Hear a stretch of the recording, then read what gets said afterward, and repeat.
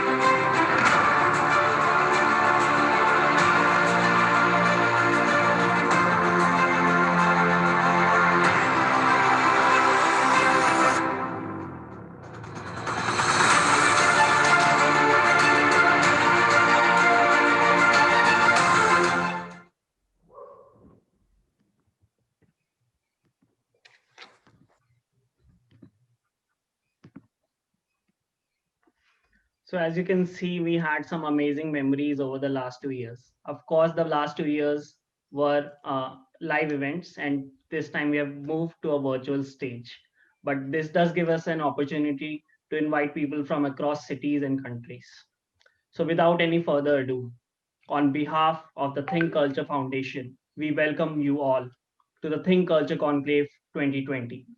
This year, we are honored by the presence of a number of industry experts and eminent thought leaders who have joined us for the discussion centered around the theme Cultural Renaissance, Digitalized Youth. We aim to drive a conversation on the convergence of technology and culture, a convergence fostered by the youth, and to deliberate upon the endless possibilities of this digital renaissance. Ladies and gentlemen, we have an amazing panel for you. Let me introduce you to our esteemed panel. We are honored to have Mr. Ambi M.G. Parmeswaram with us today. Mr. Ambi is a celebrated author and veteran ad man. He is an institution in himself on brand strategy. Having served as the CEO of FCB Ulka for over 2 decades, he is a versatile professional who has made his mark in a wide array of fields, including advertising and building brands. His current role is that of the founder of brandbuilding.com, a brand advisory. Our next esteemed panelist is Mr. Abhinay Bhasin. He is the Vice President Data Sciences at Dentsu Aegis Network India. He is a Forbes 30 Under 30 awardee and a postgraduate in economics from the University of Warwick, United Kingdom.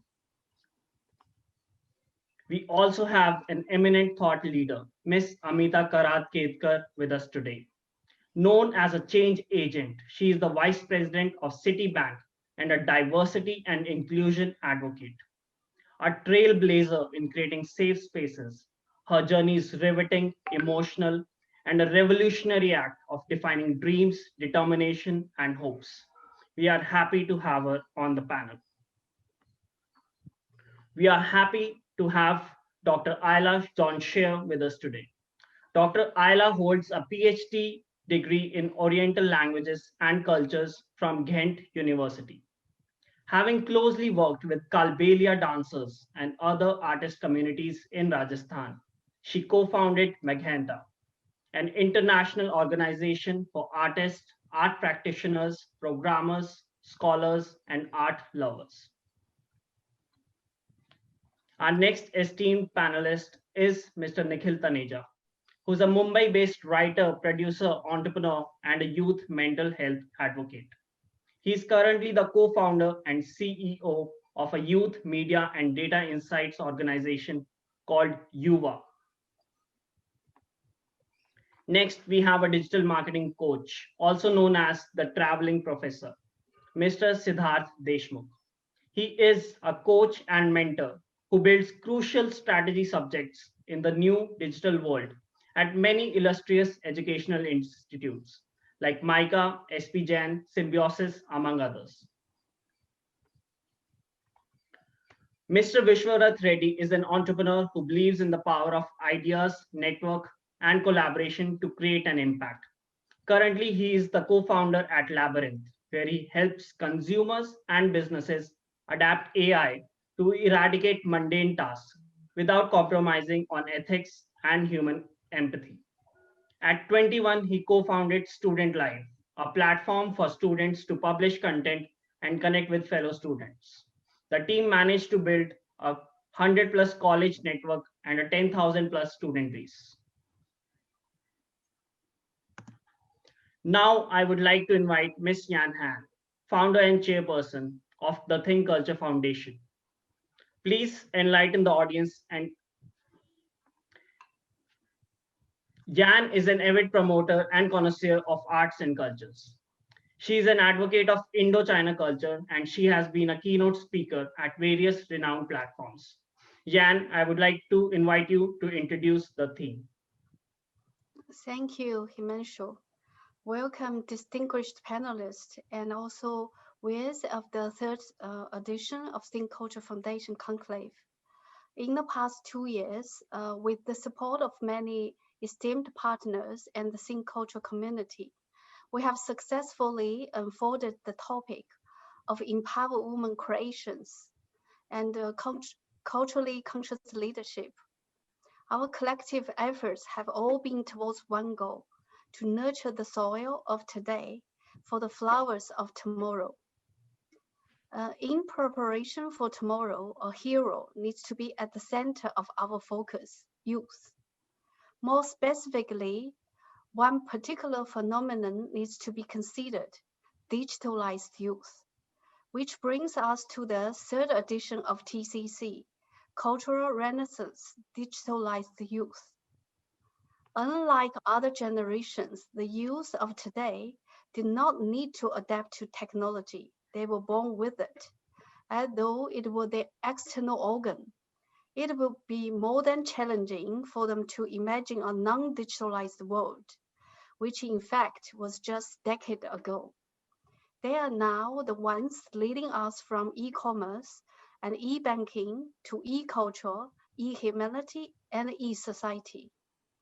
Everyone is an influencer today. Everyone contributes to shaping the information around us.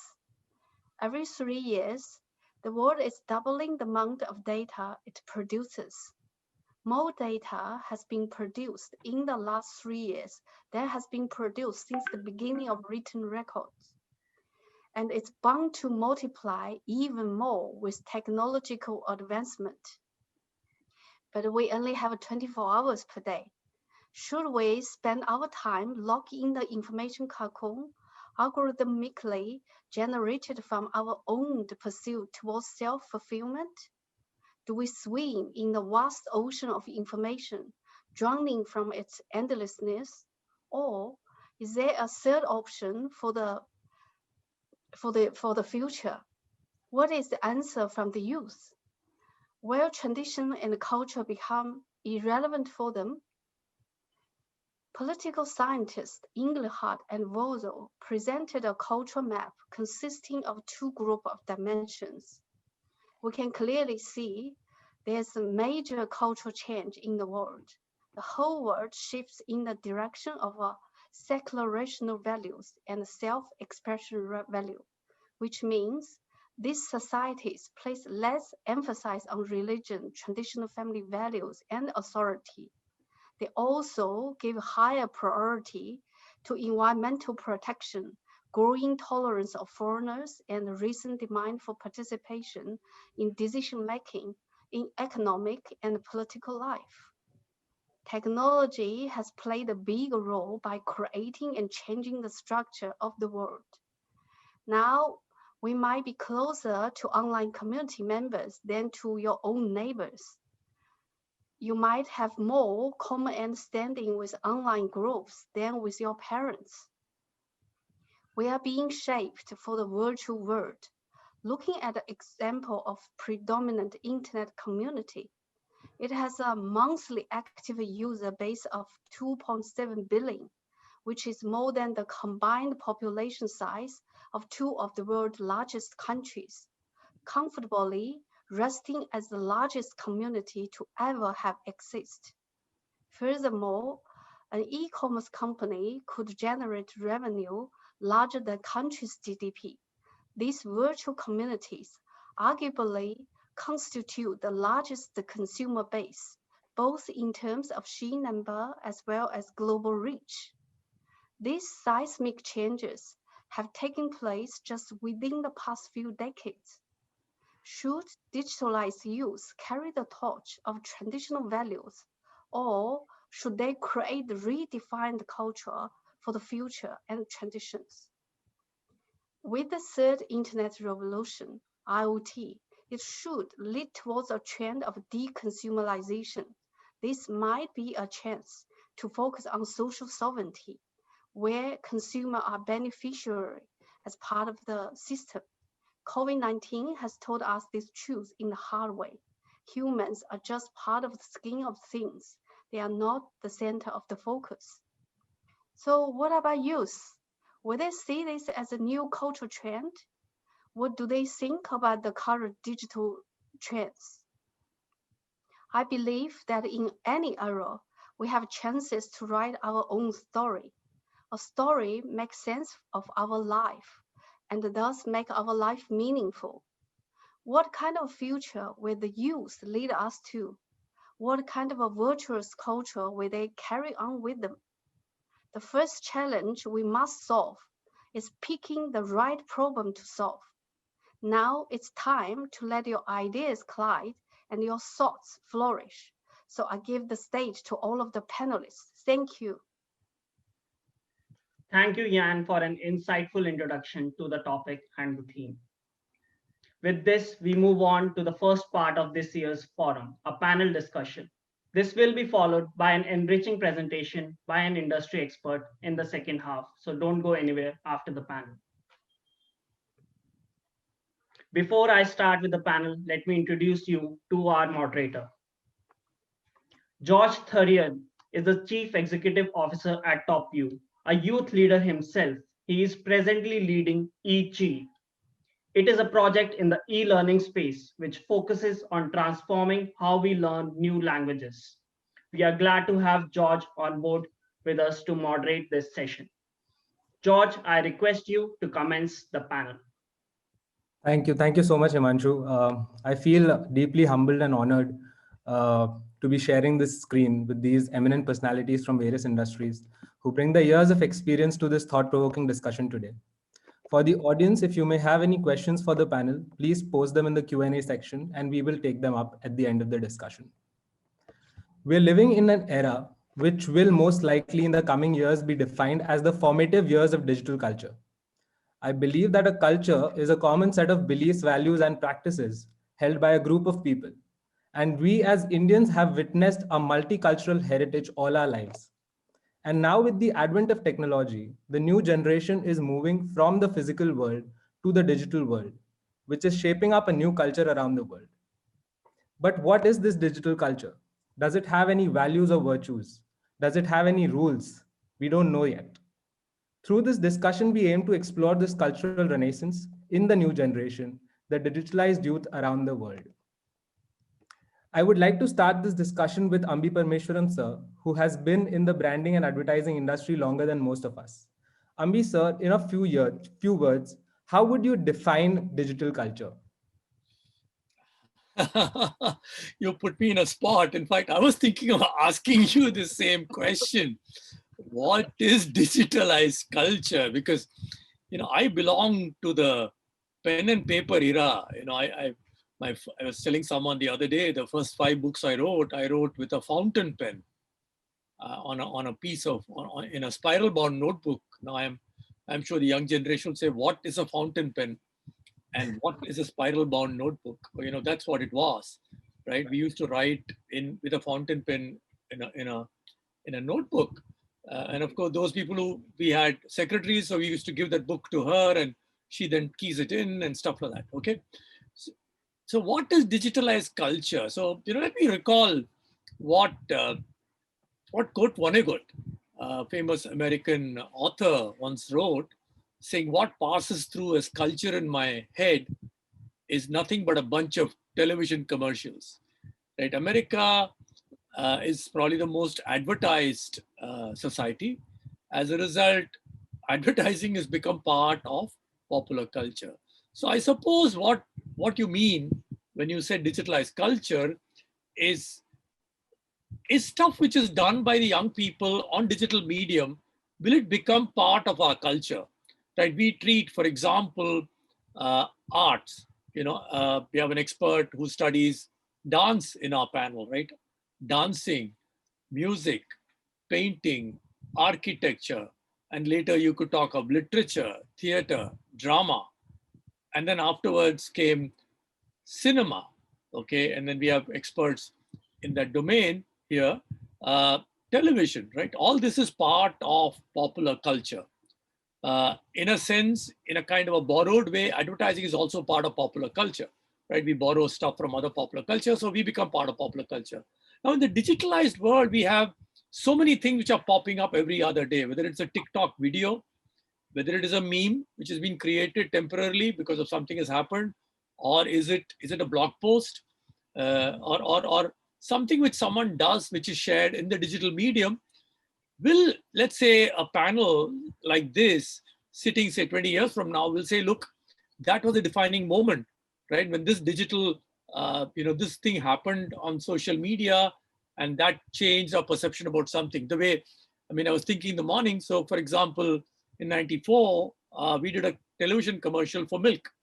Some of you here may have seen it when you were toddlers. Dood, pure glass full, wonderful dood. Now, that was just an ad, right? Ad for promoting milk, but that became part of popular culture. You could see kids, singing and cycling around on your neighborhood, garden, saying "do, pure, wonderful." So it was so nice that something which is as simple as an ad could become part of popular culture. So I'm just saying that my understanding is, I've gone on for too long, so let me stop. Is that what today young people create, which they share on social media, on their Facebook page, on their Insta page, will that become part of culture? I think that's a big question, which our panel will be addressing today, and I hope to learn.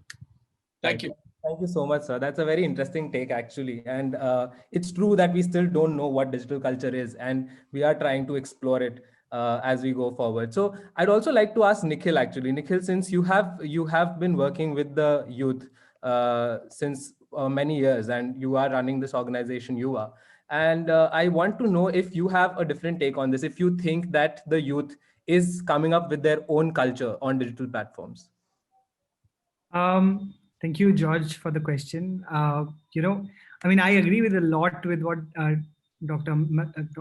Ambisar has said, because I think I was just fascinated with all the information, the historical information that he put in, and I could remember myself singing "Dood Dood Dood Dood."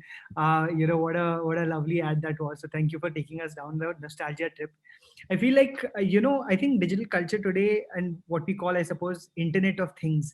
There was a time so far where I feel like society, art, music, content reflected society in some way, right? I feel like now it's going the other way, absolutely the other way, because of the new generation, where it is actually society that is reflecting what is being made on the internet. Anything that is happening. Sir spoke about how every second day something is changing, but actually every second something is changing right now in India and globally because of today's young people.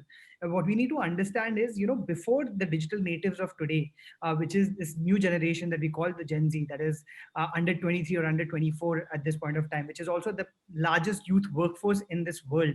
Before this generation, no two Indians actually had anything in common with each other. We're a country that does not even have a common language, caste, class, creed, political opinions. We are really, really different from each other, but because of the internet, because of 4G, because of technology, because of the mobile phone, even a farmer's son now, someone who is, so to speak, underprivileged, also has access to internet. And the internet is really what has made an entire generation homogeneous in some way. They have that commonality of exposure, of awareness, of understanding of that world.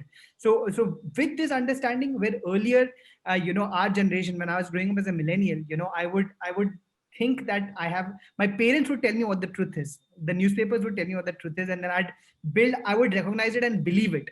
But today these young people are making their own truths on the internet, and society now has to adapt to that truth versus the other way around. So I feel like that's really essentially what the culture is. I think where, again, as sir said earlier, where in many ways there was a time where culture was something that was created by people. Now I feel like it is the other way around, where there is a culture being created and people are adapting to it offline. Right, right. Thank you so much, Nikhil. I do believe that internet has helped unify the youth around the world, and there are a lot of commonalities that we share. And I'd like to ask Yan, actually, since Yan, you have spent many years in different countries. What are your observations? What are your observations on the similarities and differences in youth culture in different areas of the world? Thank you, George, for this question. In one way, there's no obvious difference between the youth today from different countries. They are digitalized, genealized, McDonaldized. As a scholar put in that way, they play the same games, watch the same movies, eat the same food, laugh at the same joke. So it doesn't seem to matter which country they are from. But in another way, they are in a different process of mixing cultures and finding their own way, especially in some Asian countries. For example, there's an online community called Cyto Asian Trees, which has 1.9 million members.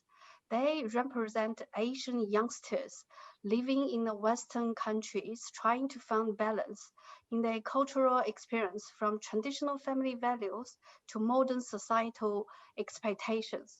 Miss Gupta, I met in India. He shared me a story. Maybe can be the answer for you. He said his kids were asking for money so they could go out and sleep over at their friend's place. He asked, "Do you want to be an Indian kid or Western kid?" There are advantages, but you cannot have them both. I always remember this.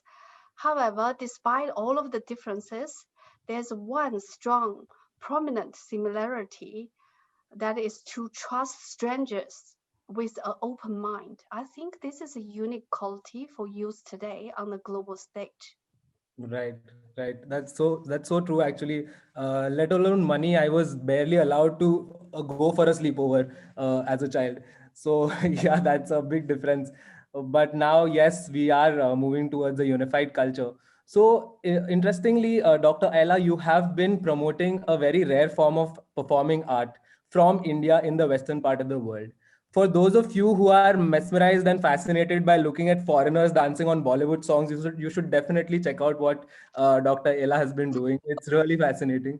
Ma'am, what do you think? I came across an article where you had mentioned that you observed a lack of understanding in the nuances of Indian culture among the Western people. So, what were these observations? Yeah, so to correct you, I'm not only doing Bollywood dance, but yeah, that's definitely part of what I'm doing. Yeah, that's true. So yeah, I've been active as both a scholar and artist, performing artist myself since the age of 12. I started to learn a very specific dance form from Rajasthan called Kalbelia dance, which is becoming quite popular internationally also. My recent postdoctoral project was about how many non-Indian women around the world actually practice Kalbelia dance, even on a professional level, and how huge this market is now. And maybe I also would like to talk about the recent project Kalbelia World that I'm doing, which is also related to digital platforms and establishing of sharing art forms internationally. And yeah, my main mission as a scholar and an artist both has been on finding ways of doing intercultural dialogue between like specifically Indian culture then and my part of the world, Europe, because I truly found that especially in countries like, for example, Belgium, where you don't have large Indian communities living, um, the audience really doesn't have a very clear image on what Indian culture, and this is a very broad concept actually, I don't know if we can talk about Indian culture at all, but at least they don't have so many clear perspectives on what another culture might be and what they can learn or how we can exchange that culture. It's always very often put in those boxes of the stereotypical idea of what we have of another culture. And of course, I did a lot of research with very traditional artists from Rajasthan, but also as an artist, I tried to set up a platform which gives access to people who don't know anything about Indian culture in Europe, like a very basic platform to get a first acquaintance. And that's how with our art organization, we first started to do Bollywood, as you were referring to. We had our own like group of Belgian professional artists who were training in Indian dances called Bollylicious. And we chose that name very specifically because Bollywood is the only word people in Belgium know about Indian culture. Like if you say Kalbelia dance or Bharatanatyam or Kathak, people don't even know what it means. So we formed this group which was called Bollylicious, just to give the people an idea that this is India, you know, this is India that we're representing. And then they come to a show, but actually what we do is we do Bollywood, but we also do many other things. And we really try to contextualize it. So we give introductions and lectures around it so that people get slowly acquainted to what Indian culture in a larger perspective is, or what the diversity in Indian culture at least is. So this is how we approach the first steps to intercultural dialogue. And then of course we also work a lot with artists from India and from here. We do a lot of exchange programs, but maybe I can stop talking here and we can pick it up. But so this is like sort of how I try to get this intercultural dialogue running. And I think digitalization, just to come back to digitalization, is actually a tool that we should use. And then I'm trying to more and more use to our benefits to have this intercultural dialogue happening, because even if people are not physically, because I'm like, when we were talking before this panel discussion started, I travel to India every year. I have the luxury of spending half of the year in India every year. So that's how I can have this in-depth intercultural exchange, but some people cannot. And this digital platform can actually help people to travel on a digital platform and have a better intercultural dialogue. So with the current projects that I'm developing, it's really focusing on this digitalization and how we can use this as a new tool, as an extra tool to improve this dialogue. Right, right. Yeah. Thank you so much, ma'am, for sharing your experience. I'll actually come back to you on how digital is helping you promote the various forms of art. So before we move on, I'd like to welcome Abhinay. Actually, Abhinay wasn't able to join due to some technical issues. So Abhinay, welcome to the panel. I do have some very interesting questions for you. Before that, I'd like to ask our traveling professor. Actually, I have spent some time in MICA learning under him. So this is the cultural renaissance that we are going through. Now, it could mean that it is an evolution of the old values and virtues, or it's a complete disruption. It's a new, we are giving birth to a new culture, a 180-degree shift. So in your mentoring with the youth as a digital coach, what do you feel? What is it? Is it an evolution? Are we just taking forward the same old values and virtues, or are we completely disrupting it? I think, contrary to what we feel, I mean, I've struggled with this question for quite a while. Whether it's just old wine packaged into something new, and then this new generation, etc. But I've come to realize over a period of time that there are two fundamental things that are quite different now than what they were earlier. The first is the way in which technology actually makes an impact on the human brain is allowing us to use our brains differently. Like, for example, today I text because more than talk, even though talking is more effective than texting, because texting allows me multitasking, but more than that, allows me to curate my personal brand, because curating my personal brand is connected directly to the prefrontal cortex that I can use when I'm texting. Right? So that becomes a very interesting use of technology. The second is, here I am, I'm looking at, yes, the whole generations are homogeneous and the rest of it. But on the other hand, I call this new generation the algorithm generation. Because the algorithm generation means that I am being fed information for my likes, for my dislikes, for my interests, for my hobbies, etc. So therefore, I have blinders on. And besides actually having blinders on, I'm also directed to wherever my interests are going. So which means that my world is different from your world, essentially. And the more I'm able to navigate digitally, the more I'm able to actually connect to my special virtual world. Right? And this is clearly making an impact on me, which leads to things like interest-based communities. Because interest-based communities, which are based on causes, interests, tribal behavior, which goes beyond typical familial relationships, is something that we are beginning to see. So I actually feel that there is a very silent revolution going on, which anyone over the age of 25 it becomes very difficult to see, because we mistake it for something else. What we are seeing is, the world is coming together, and no, it's not. It's actually becoming very different. So that's my take on it. So whenever I'm coaching somebody, and if it's that person is below 25, I have to talk a different language. I mean, I'm talking to somebody who is playing Among Us, and not only playing Among Us, but actually seeing a video of somebody playing Among Us and then commenting on it. Right. So that's at a different level of abstraction. Right. So I don't know, maybe I've muddied the waters a little bit, but I see a great silent revolution coming along our way. Right. I actually agree with you at a lot of levels. I have a question in which I want to explore this debate about whether this new divided world or these silos that we are creating, is it good or bad? But yes, at the same question, I would like to ask Amita ma'am, actually, if we are talking about breaking of old conventions, I can't leave Amita ma'am out of the conversation. So ma'am, what do you think about this evolution or disruption debate? Do you think that the youth is actually disrupting the old cultures and conventions?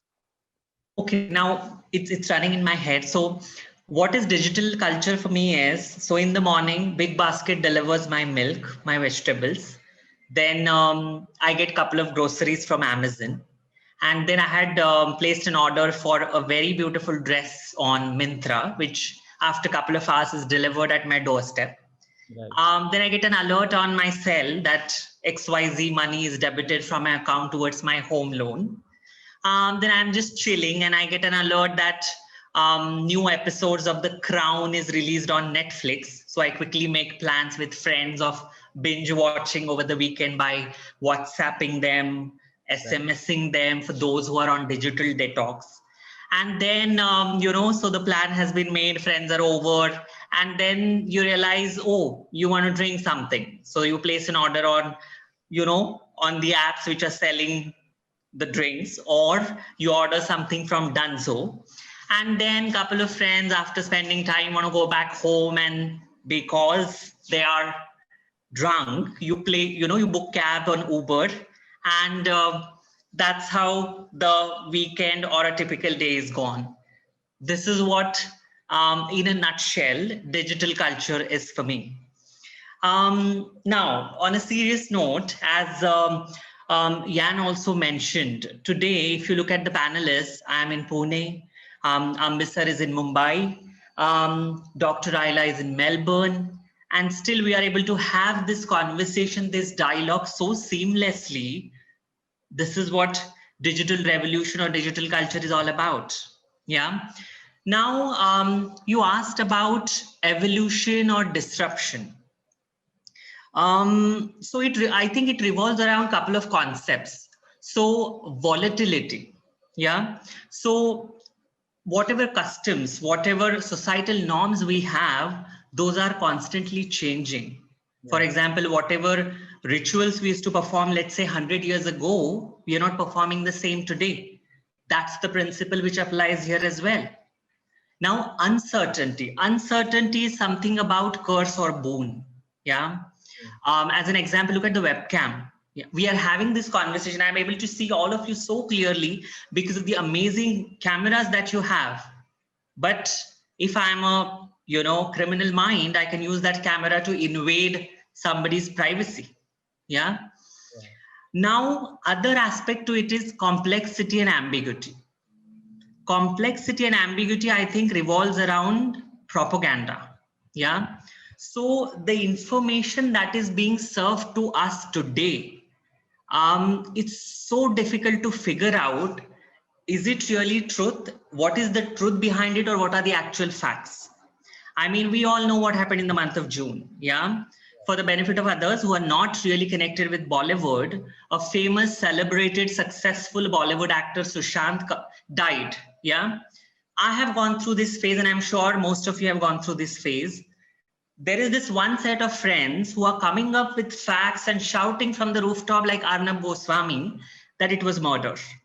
They had all facts and everything to prove that it was a murder. Yeah. And then there was this other set of friends who was again coming up with facts and maybe not shouting as much as them. And they were claiming it was a suicide. Right. Where I'm stuck today. So if the murder ones have got 2 people, the noise will be less. If the suicide ones have got 10 people, the noise will be more. And naturally, as a human, if I'm gullible and I get influenced by the impact, so I'll get influenced by the louder noise, and that's what I'll believe, even though that's not what happened in reality. Yeah. Now, without getting into the political convolutions, what we know what is happening with farmers protest. Yeah. So if there are these channels who are pro-government and I'm constantly watching them, and of course they are in majority, I will start believing that the bills, the reforms are very much required and they are not anti-farmers. But there are these very few channels who are maybe claiming that these are anti-farmers, and if I am the one who is watching them, I'll get influenced and I'll start thinking that yes, they are anti-farmers. What is the reality? I don't have facts in front of me. Information is fabricated, propagandas are being run. So at the end of the day, we are turning into lab rats. Yeah. And I think that is the world where we are living in today, where validating the facts or cross-checking what is the reality has become difficult due to the tsunami of information and the control of information through this enabler, which is technology. True. Thank you so much, Amita ma'am. That was that. It has a very powerful message. What you just shared. So one thing I do agree with you on, though, is that one definitive definition of digital culture is that it is helping us become better couch potatoes. Uh, so yes, but yes, the discussion that you just shared and what Siddharth sir also mentioned, that we on digital platforms, we see only what we want to see. We see the kind of things that we follow. And that opens up the discussion for the 2 people who are actually behind the digital wall, Abhinay and Vishwarath, who are in the field of AI and technology. So, Abhinay, I'd like to ask you this. I know you are an AI optimist. I have seen some of your TED Talks. I am an AI pessimist myself. I think that we are leading ourselves to a doomsday where technology is going to eat us up. But, but Abhinay, what are your thoughts on this? Do you think that technology is helping us create a better future for us?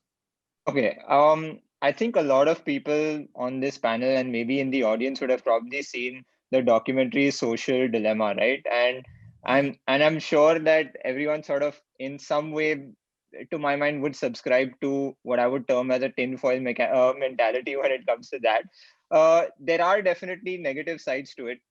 There's over excess. I mean, excess of anything is probably going to be detrimental, right? So it doesn't mean that we have to be unguarded and just indulge too much, but I think that there are great positives out of it. I mean, the way I see technology, the way I see digital being an enabler, it's more like the Iron Man suit, right? I feel that it just augments our capabilities. It enables us to do so much more that we wouldn't have been able to do otherwise, right? So I definitely think that there is a big positive to it as well.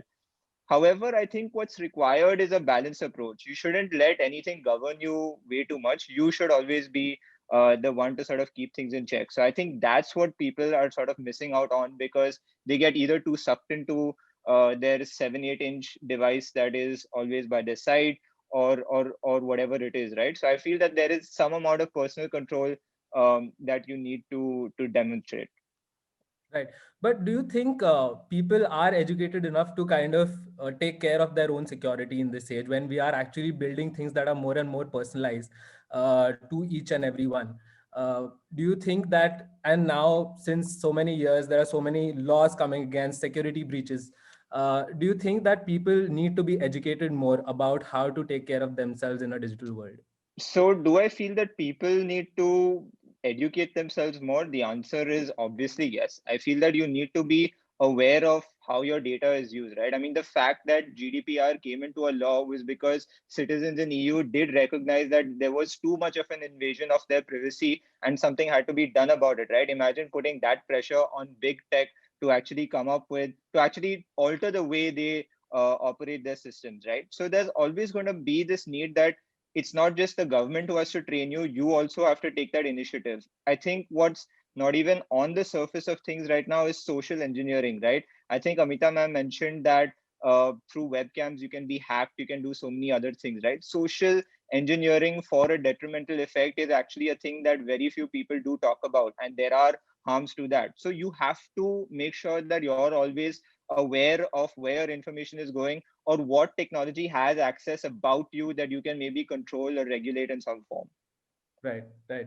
Thank you so much. Abhinay, Vishwanath, I'd like to ask you the same question actually. Since you have been working in the AI field, you have co-founded a company that is primarily in the artificial intelligence domain. So what are your thoughts on this? You are on mute, Vish. Yeah. Yeah. So I think it's a very difficult subject sometimes, right? Like to define digital culture.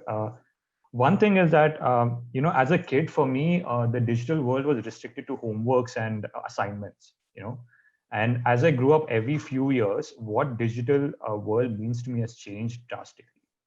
And in the last 5 years, it's just like revolution. Like there was been like from my transportation to my entertainment to my food has changed. Like the digital world has creeped into every part of my life in every way, right? Now, let's look at the culture, what existed away from digital world. Like just look at relationships. And it's a hot topic because there's also been like discussion at home about marriage at all times. But but look at it, right? Like for years, what we know about relationship hasn't changed much. In fact, marriage as an institution has been the same with minor changes here and there, but has been the same. But now look at this last 5 years, right? We have dating platforms. We have platforms that recognize different genders. We have platforms that are open to what kind of relationship somebody wants to get into. But also that discussion wouldn't have happened without the technology platforms. But there's also a negative side to it. We've been hearing cases about privacy. We've been hearing cases about consensual approaches to how we handle, interactions, right? So the way I see it is that technology has definitely impacted our existing traditional culture, but also it's a very evolving world. For example, today privacy is an extremely big word. Everybody is careful about who's listening to them, who's watching them, right?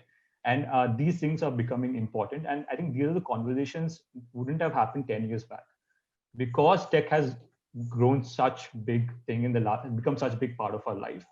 We are now understanding that this is not everything is good for us. We need to put checks and balances wherever required. I think it's going to become a better place moving forward because we are able to question it today. And I think as Abhinay pointed out, GDPR was a big change in the Europe. I think if something like that could happen in Europe, I think it can come about in other places of the world as well. And in fact, countries are learning, countries are studying that, right? So I'm optimistic about technology, and I'm optimistic about technology or a digital world is the only way we can question our existing traditional culture. I think, yes, like Amita ma'am has pointed out, it is becoming social bubbles. We are living in age where we are fighting about whose information is right. I think we need to figure out a way to live a more balanced world in the digital world, but I don't see any other way we can question things that are being there similar for like hundreds of years now. So it's a very silent evolution. It's a very powerful medium to change the way we live, and I think we've already changed a lot. Like from morning 6 o'clock to evening night, the way we spend our lives, I think it's going to change a lot more in the next 10 years to come. Right. Yeah, George. Yeah, just to add a small point around Vishwat's point regarding relationship. See, as part of the precaution here, websites like Facebook gives you an option whether you want to go public when you're in a relationship, or whether, you know, in case you're splitting, whether you want to go public about it. But then if you look at the reality, the reminders that you get. So for example, you're divorced or gone through a breakup, you suddenly get a reminder on your wall, you know, 1 year celebration of the anniversary. It does take a toll on your mental health. Or if you're a single person, gone through breakups, and then you see the parade of relationships on your wall every now and then, even though they are sad in their personal lives. So it does take a toll on your mental health. And that's what we are talking about here. That's true. Actually, that leads me on to my next question. So, you know, internet has allowed us to express ourselves in multiple ways. Now, with the advent of short video platforms like TikTok, the youth all around the world has come out on digital platforms to express themselves. But again, this is for you, Nikhil. Since you have spent so much time with the youth, do you think there is undue pressure among the youth to live up to certain standards on digital platforms to be liked and accepted by the society? So that's a really deep question, George. First of all, I just want to say that this is an amazing panel. Every single thing that everyone over here said, I wish that I could just hear everyone here for much longer. And it's sad that we won't be able to do that because of time limitations.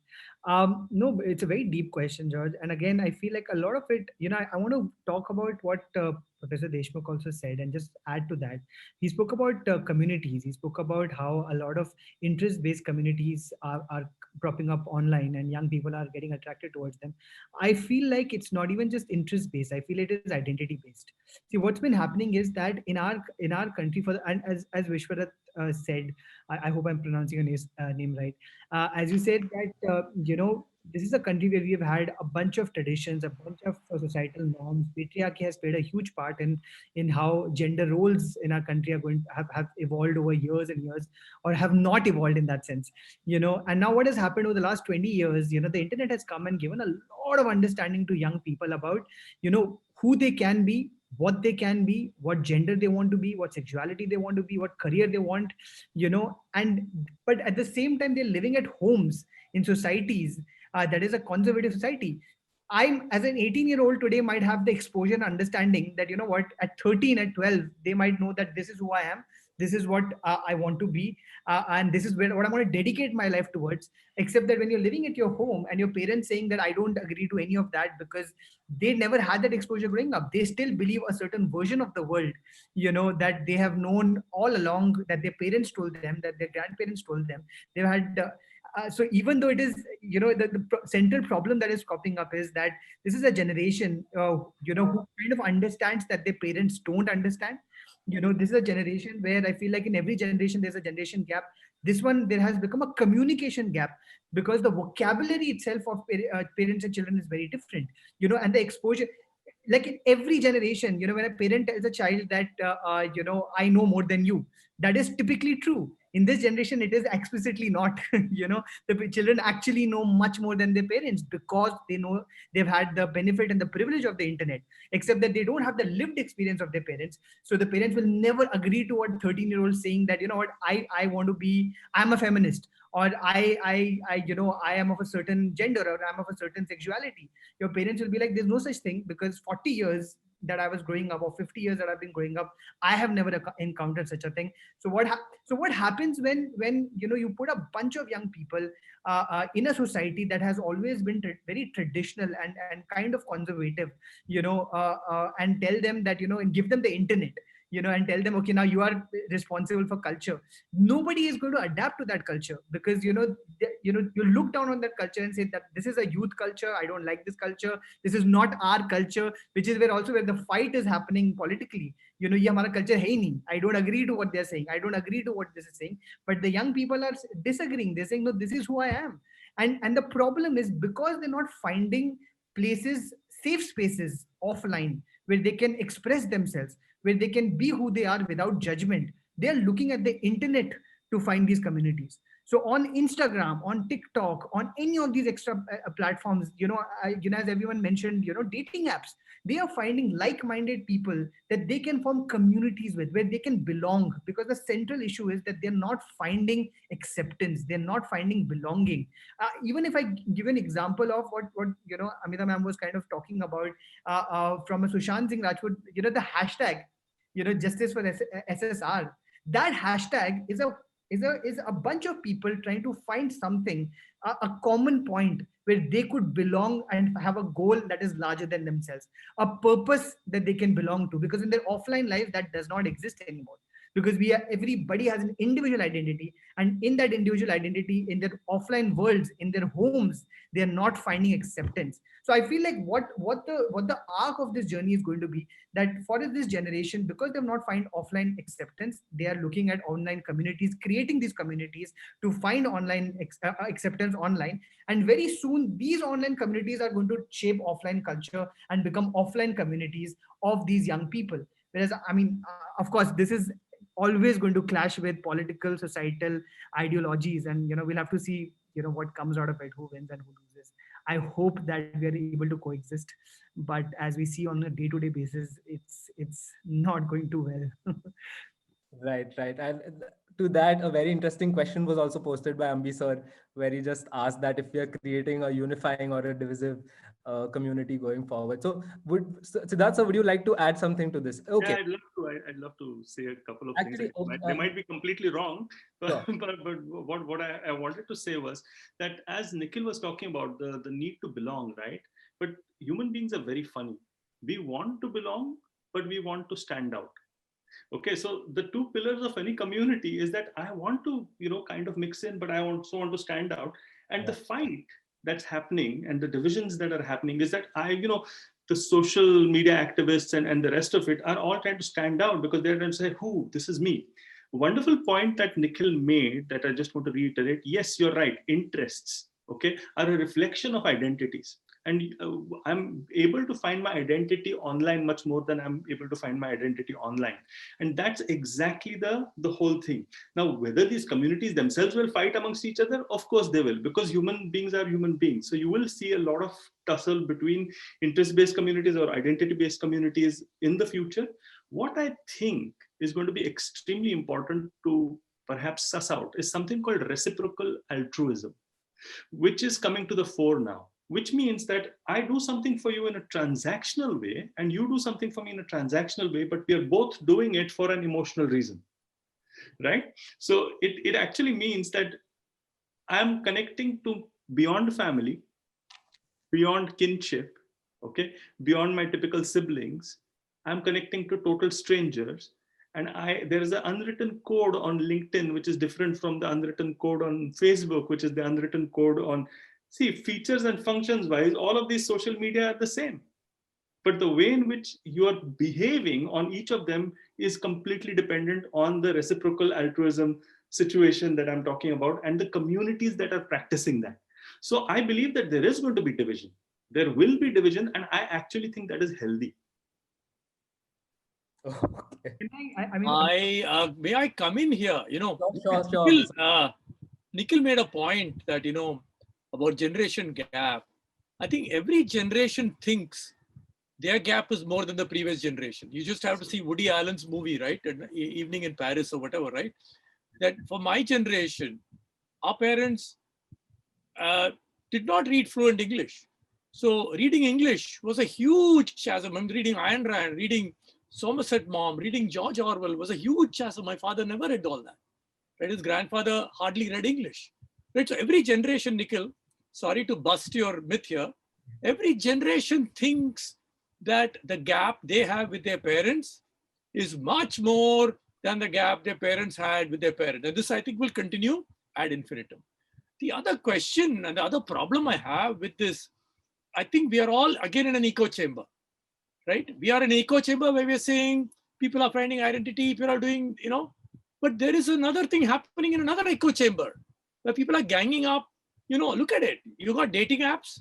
You also have love jihad happening, right? What country are we living in, right? So you got different echo chambers, kind of doing rah to say, oh, we are a great country.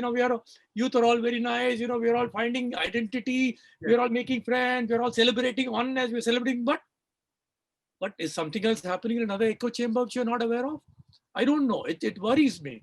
So, and some of these, online platforms are unbridled, control on information. And the other thing, I was listening to a podcast this morning, and they talked of two important things. One is that will these social media platforms tomorrow be enforced to collect identity data of everyone on their platform, right? They may not have to reveal it, but they have to collect identity data. Everyone on their platform. Because tomorrow someone posts something negative, you can hold the platform, accountable. Today, they have no identity data on anyone on their platform.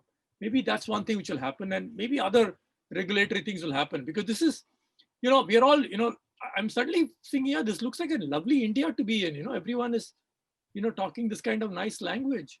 But is this the India we're living in? There are different echo chambers which are reflecting different degrees of grayness, as as Professor Deshmukh pointed out. There is, even in gray, Professor Deshmukh, there is light gray, dark gray, very dark gray, black. Right? Yeah. So that worries me. That really worries me, because someone said this very nicely, that it's okay to disagree, but don't be disagreeable. I think we are heading towards a country where we disagree and we are disagreeable, which is sad. I just wanted to say that. I'm giving it back to you. Yeah, George, so quickly now, just to connect with Nikhil and Ambissa's point, intergenerational trauma. All of us, so the term here is, Nikhil, I think I'm right, it's intergenerational trauma, which all of us go through, where our previous generation have not seen something, so they diss the next generation's experiences. And just to connect to my story, so more than 2 years of my life, I struggled with something which is gender dysphoria, where your psychological gender is not aligned with your biological sex. So when I realized it, of course, technology was the enabler which gave me access to the information to understand what is going on with me. Before that, I just didn't know what is going on, and there was nobody to talk to or have a healthy discussion. Once I realized what is going on, again, technology became the enabler for me to convince my parents. And that was the phase of intergenerational trauma. My parents had never seen anything like this in their lives. So they were dissing my experiences. So they were right in their position because they had not seen something like this. But at the same time, they were very rigid at that back then to not understand what I was trying to convey. But then gradually, everything fell into place and technology was an enabler. And that's where I transitioned medically, socially, and legally. Again, in all these three aspects, technology was a major enabler. So the point that I'm trying to make is, this was my experience with intergenerational trauma. Somebody might have an intergenerational trauma with intercaste marriage. Parampara, Pratishtha, Anushashan. No intercaste marriages happened in our family, so you can't have intercaste marriage. Leverage technology to be an enabler, or some other problem you're going through, which, like, for example, no women in your family is working. That's why a man who is marrying a woman, the father-in-law is saying she can't work. Intergenerational trauma. Similarly, when it comes to LGBTI plus community, a cishet man who has never encountered a gay man in his life, suddenly the gay man is his boss. Intergenerational trauma, now how to deal with this situation. Leverage technology, understand diversity, and be inclusive. Right. Thank you. Actually, I don't know what to say. I'm so confused with this discussion. We have points, wherein we feel that technology is doing a lot of good for us. But again, we also have arguments which say that we are actually dividing the human race. So, okay, coming to some more good points.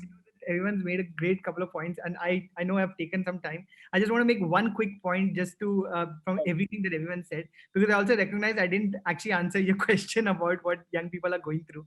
And I just want to tell you from my experience, and you know, over the last couple of years through Yuva, I've traveled to over 100 colleges across the country. I've met over 10,000 young people, including Micah, by the way. So I've come to Micah as well. I have you know, across 30 cities, and we have tried to create safe spaces in these colleges for young people to express about what they are going through.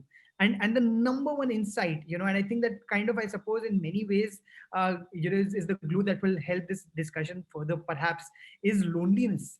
Every young person today feels lonely because they feel like their identity is just not, forget not being understood. It is not being accepted. Whereas I feel like the only difference, as Sir was pointing out, of course, so there is a generational issue and a trauma that ma'am has also pointed out. I feel like in this generation, where as a millennial, if I knew that I didn't want to do engineering, I didn't know what I want to do instead. You know, मुझे engineering नहीं करना, पर क्या करना मुझे नहीं पता, because I have no understanding. मुझे पता, I didn't want to agree to what my parents were saying. Why, I don't know. But this is not a generation that's a rebel without a cause. They are rebels with a cause.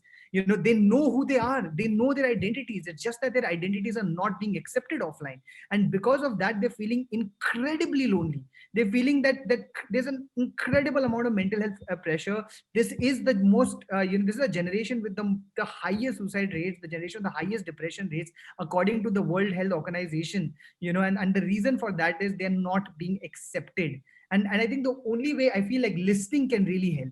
You know, as Amita ma'am was also saying, I think just having resources for each to listen to each other can make such a huge difference. You know, and yeah, I feel like that's the only point I wanted to add. But thank you so much for listening to me. Thank you so much, Nikhil. Actually, now there are so many good points that were brought up. I think it's a classic case of yin and yang. There is a little black to the white and a little white to the black, and it's upon us, the next generation, to kind of balance it out, as Abhinay mentioned. I'd like to hear some more good things about how technology has enabled cultural offerings, and I'd like to go back to Dr. Ayla. As you had mentioned earlier, that digital platforms have helped a lot in promoting the various art forms. So can you give us a few examples from your own experience? Yeah, and I just want to maybe continue the conversation a bit, because we were talking about intergenerational conflict, but I think we should also mention digital literacy, and not everybody in the world is digitally educated, right?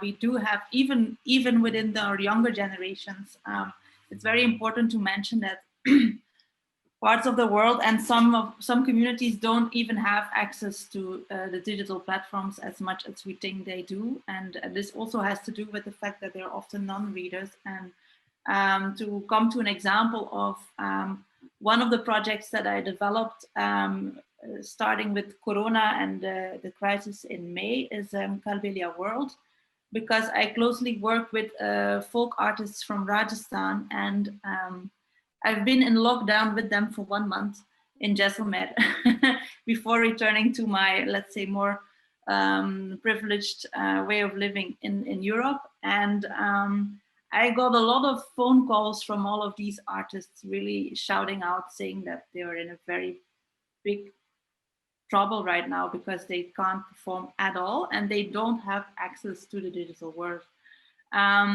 So we came up with a very, let's say, quick program, which is called Kalbelia World. And we established a platform with 12 female dancers from Rajasthan teaching Kalbelia dance online. And this was actually a bigger challenge than we would assume it is, because many artists internationally, they just go online, they teach, and it's very easy for them to do.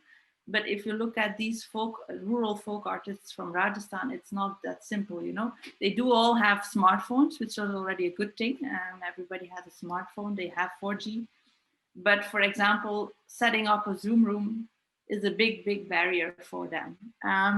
So Kalbelia World is a platform with 12 dancers from Rajasthan and 12 buddies, international buddies.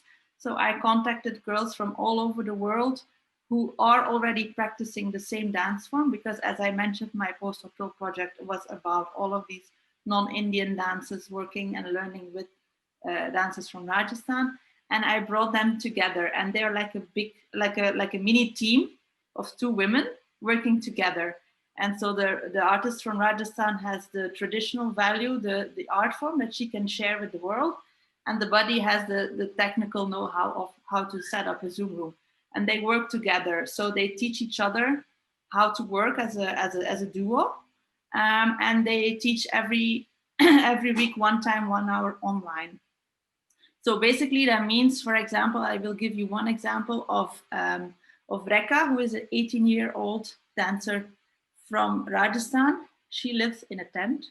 She doesn't have electricity, but she is teaching an online class every week with this platform. And so she has an international buddy who sets up the Zoom link for her. The only thing she has to do is click on the link, the room opens, and she has students from all over the world following her class, and she is teaching.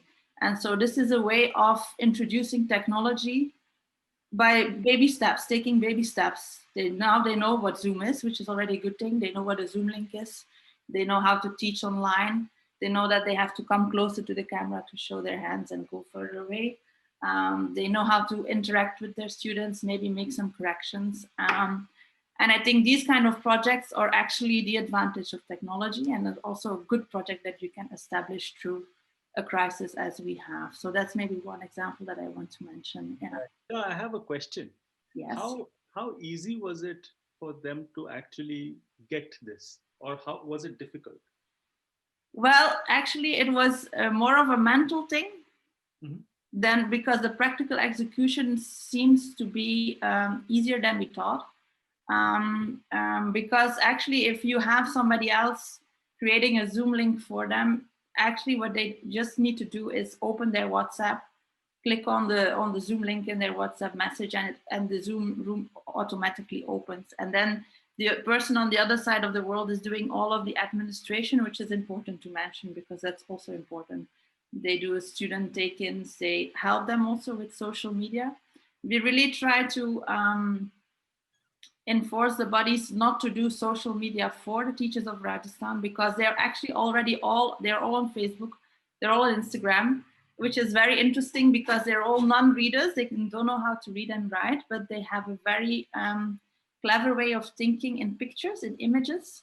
And that is how they really work with social media. So they know how to post a picture. So what we do from our end, we make a poster for their classes, but they do have to do the post. So they have to learn how to make a post, also how to use hashtags, for example. Even though they're not really able to read them, they can still visualize it. So they know hashtag Kalbelia, they recognize it as a hashtag, and they know how to copy paste it and do it. So in that way, they really learn how to work with social media and slowly develop at least their digital literacy. If it's not literacy, it's digital literacy that they're. And it's working quite well, but you do need to have people on both sides. So they are there for the technical, for the dance expertise, but the buddy is also very important to help them to assist, to have a smooth class and a good communication and some marketing and stuff. Yeah. Right. So thankfully, that's one more brownie point to technology as an enabler. But yes, we have so many possibilities in the future that technology could do for us. And again, I'd like to ask Vishwarath, since you are in this field, you are building things yourself. What do you see as the future for technology? What does it hold for the rest of us who are actually tech handicap? I would say I don't know much about how you build things in tech. It's a very difficult question. I mean, I can predict the future, but I think it's going to be very different. I don't know if that is going to be tomorrow or like 10 years from now, right? But what I'm seeing is one of the good things that I'm seeing, and probably also because I'm in Bangalore, which is a tech bubble in itself, and I think everything in Bangalore looks rosy at times. You look from a tech point of view. Um, uh, I can talk about what I am working on and what future that I'm working towards. One of the things that we are realizing is that there is a growing awareness of what data is. And today, I think at least 5 years ago, data was a very ambiguous term. Today, you know that it's very personal. You know, when somebody says data, it means that it is your conversations, your identity, it's your, personal information, right?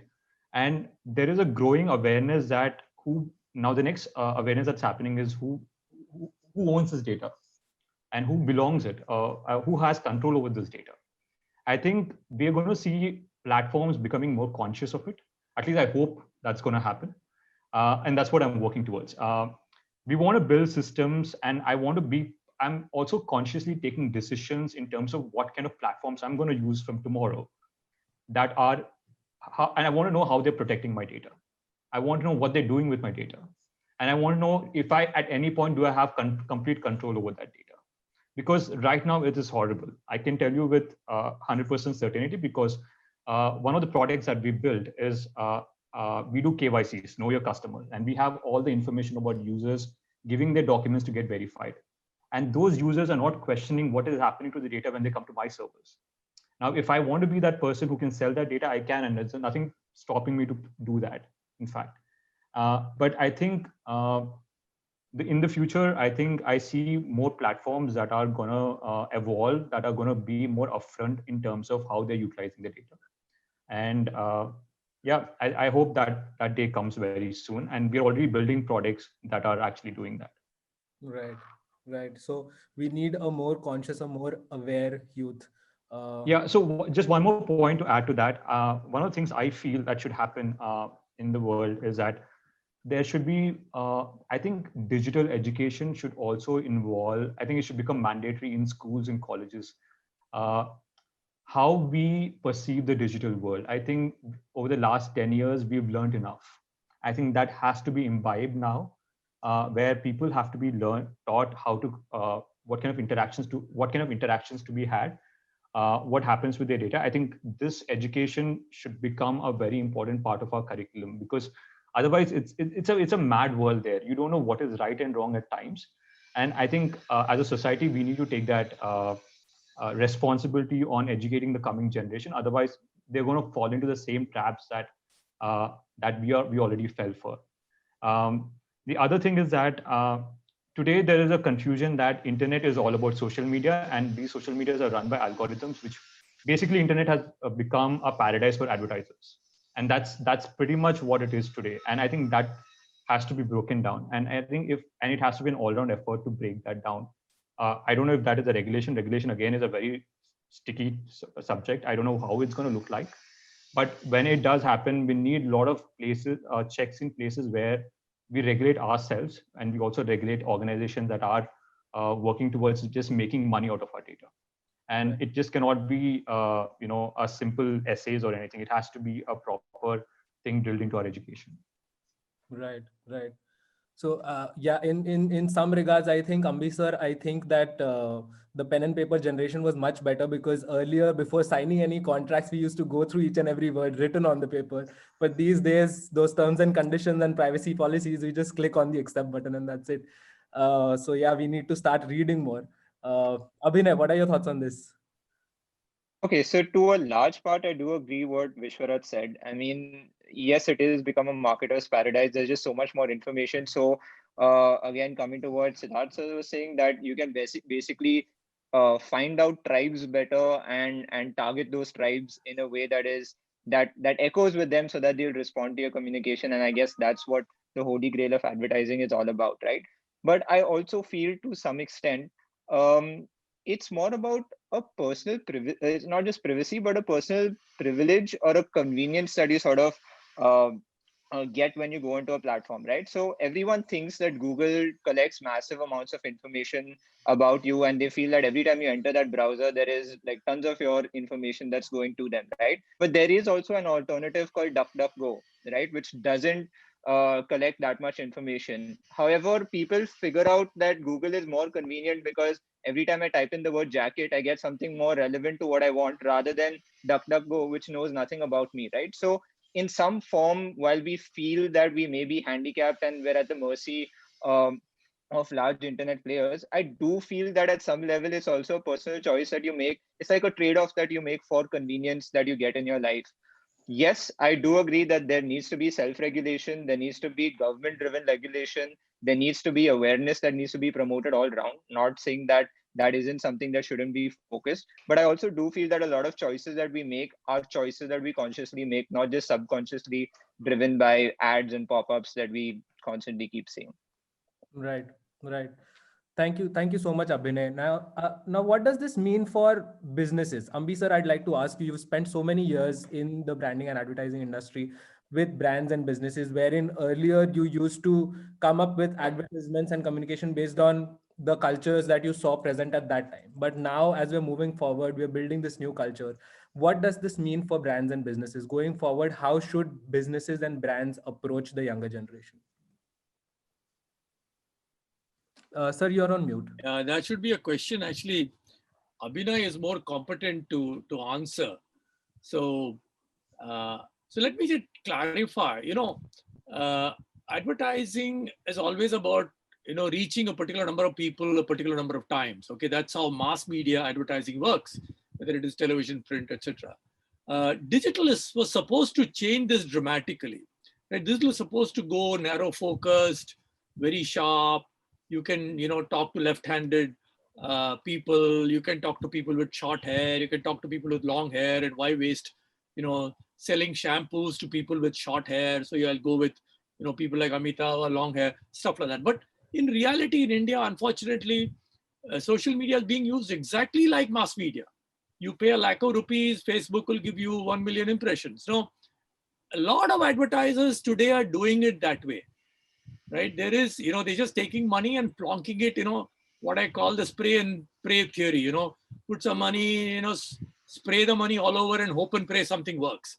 Right? So in digital, there are really two very different areas which are kind of parallelly developing. One day, hopefully they'll meet. One is, of course, using digital for building brands, which is a bigger challenge. And the other is, performance marketing, which has been fine-tuned today. So performance marketing guys, and I keep talking to ad agencies and marketers, and today they're living in two different worlds, and people like Abhinay are trying to bring this together, which is brand marketers don't understand metrics, they don't understand analytics, they don't understand performance metrics. The performance marketers on the digital media don't understand anything about brands. So if they feel showing a monkey dancing can get more clicks, they go with the monkey dancing, the brand image be damned, right? But this will hopefully change. Hopefully today, the agencies are figuring out that you need to bring both brand thinking and performance thinking in under the same umbrella. And hopefully in the future, we will bring all this together and make advertisers use the digital media a lot more effectively.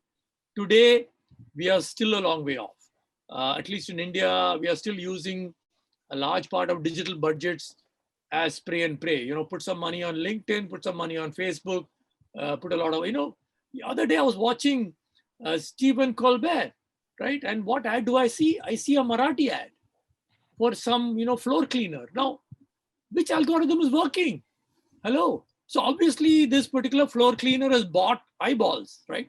So I want to deliver, I want to catch 5 million people today.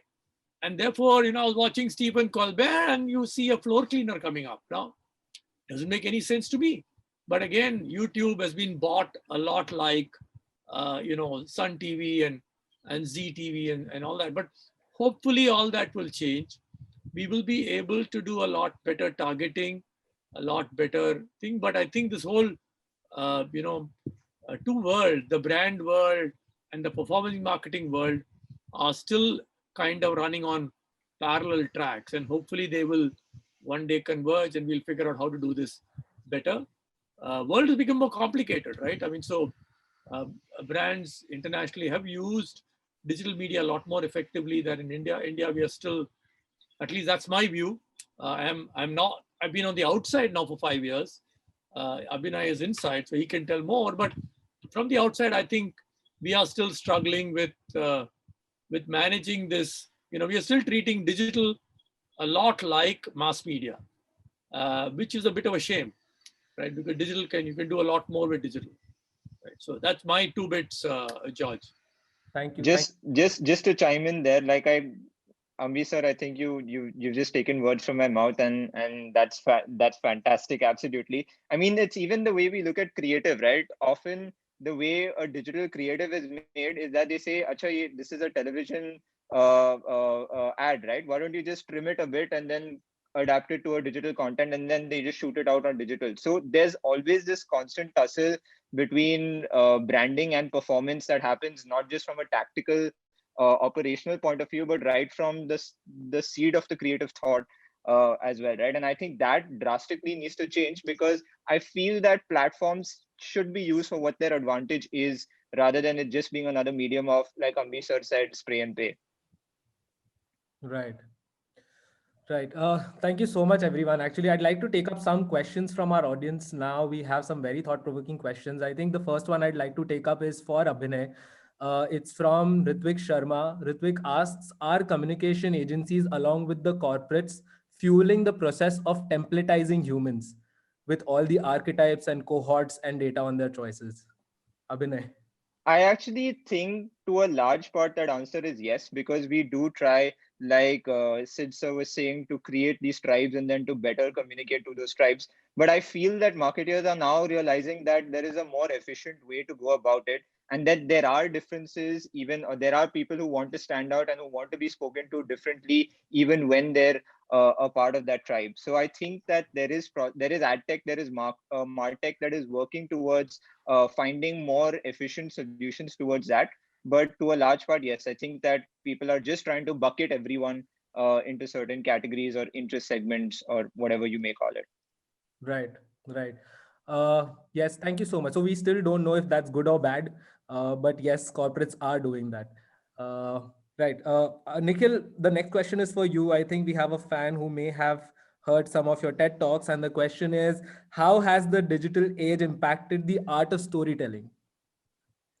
Thank you, George. I mean, there's no easy answer to this question. It's a really long journey.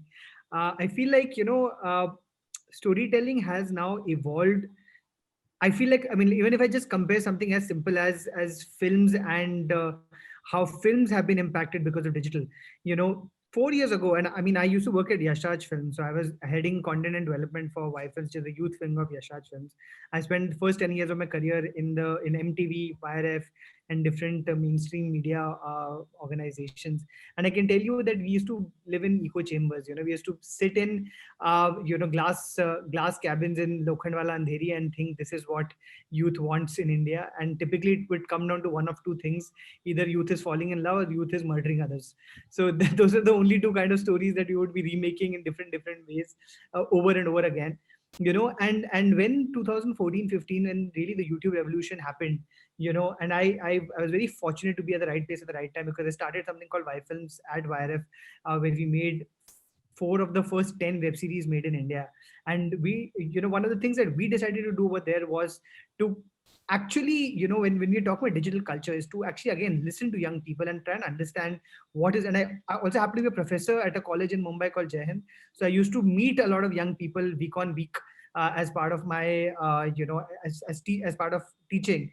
And I'd listen to them, and I'd go in my glass cabin and I'd see that, we had such a radically different idea, or a very bad assumption of what young people wanted.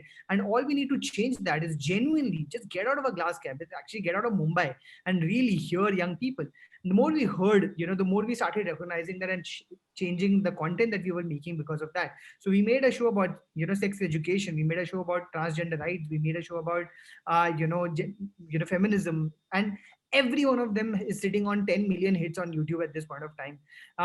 And the reason for that was we were one of the first few people who recognized that these are topics worth making content about. One of the things that, and if you see over the last 5 years, Ayushmann Khurrana being the big success that he is, Rajkumar Rao being the big success that he is, getting 100 crores, in film on film on film, while tackling some of the most tricky topics that have never been tackled before. A lot of that is thanks to digital media, because people are now not going to pay to see substandard mediocre films in theaters. They're not going to get off their or get what they call bum on seats. You're not going to get bum on seats, and get people to spend half a day getting ready, getting an Uber, getting to a theater, waiting for 15 minutes of popcorn, 15 minutes of advertisement, starting for national anthem, and at the end of it, seeing a shitty movie. That's not going to happen anymore. Films will need to get better. And the way they get better is to get more people to be seen and to get more people to be represented. To have people being validated when they see their experiences being showcased. That's what Ayushmann Khurrana is doing. That's what a lot of film actresses today are doing. Tapsi Pannu is doing that. Bhumi Pednekar is doing that. And we need to recognize that, and I feel like people in mass media also need to recognize the reason Bollywood is changing is not because the creators have become more woke. It's just that the audience wants better. And the audience is changing because of digital, because young people are saying that, we've had enough of substandard, terrible content where you're not listening. Listen to us and reflect our identities, our hopes, our dreams, our aspirations, and our wants and needs on screen. And storytelling is always going to be a function of what people want, and we just need to listen more. Right, right. Very important points there. Thank you so much, Nikhil. Again, we have some advertising enthusiasts, and we have a question for Ambi sir. So, sir, have you noticed any recent shift in advertising culture in the new normal? What is meant by new normal? What is meant by advertising culture? So I'm going to interpret it the way I want to, right? Yes, I think by new normal, we are referring to the entire COVID situation where the last year we spent living in our homes. So has there been any dramatic shift in advertising culture? On a funny note, they're wearing masks these days in the ads. Yes. Well, I think what has happened is that because of heightened hygiene and immunity and all that, so you've got a whole spate of new brands which have come out. Okay, and it's really weird that some people have been complaining that you want to show, like what Amita said, you should show people wearing masks in an ad. That's bloody weird, right? That's bloody weird. So people are not going to like that. And I was talking to someone who's in Goa. He's gone there for 2 months. He says there's no one wearing a mask in Goa. So this entire mask wearing and this fear is really a South Bombay phenomenon.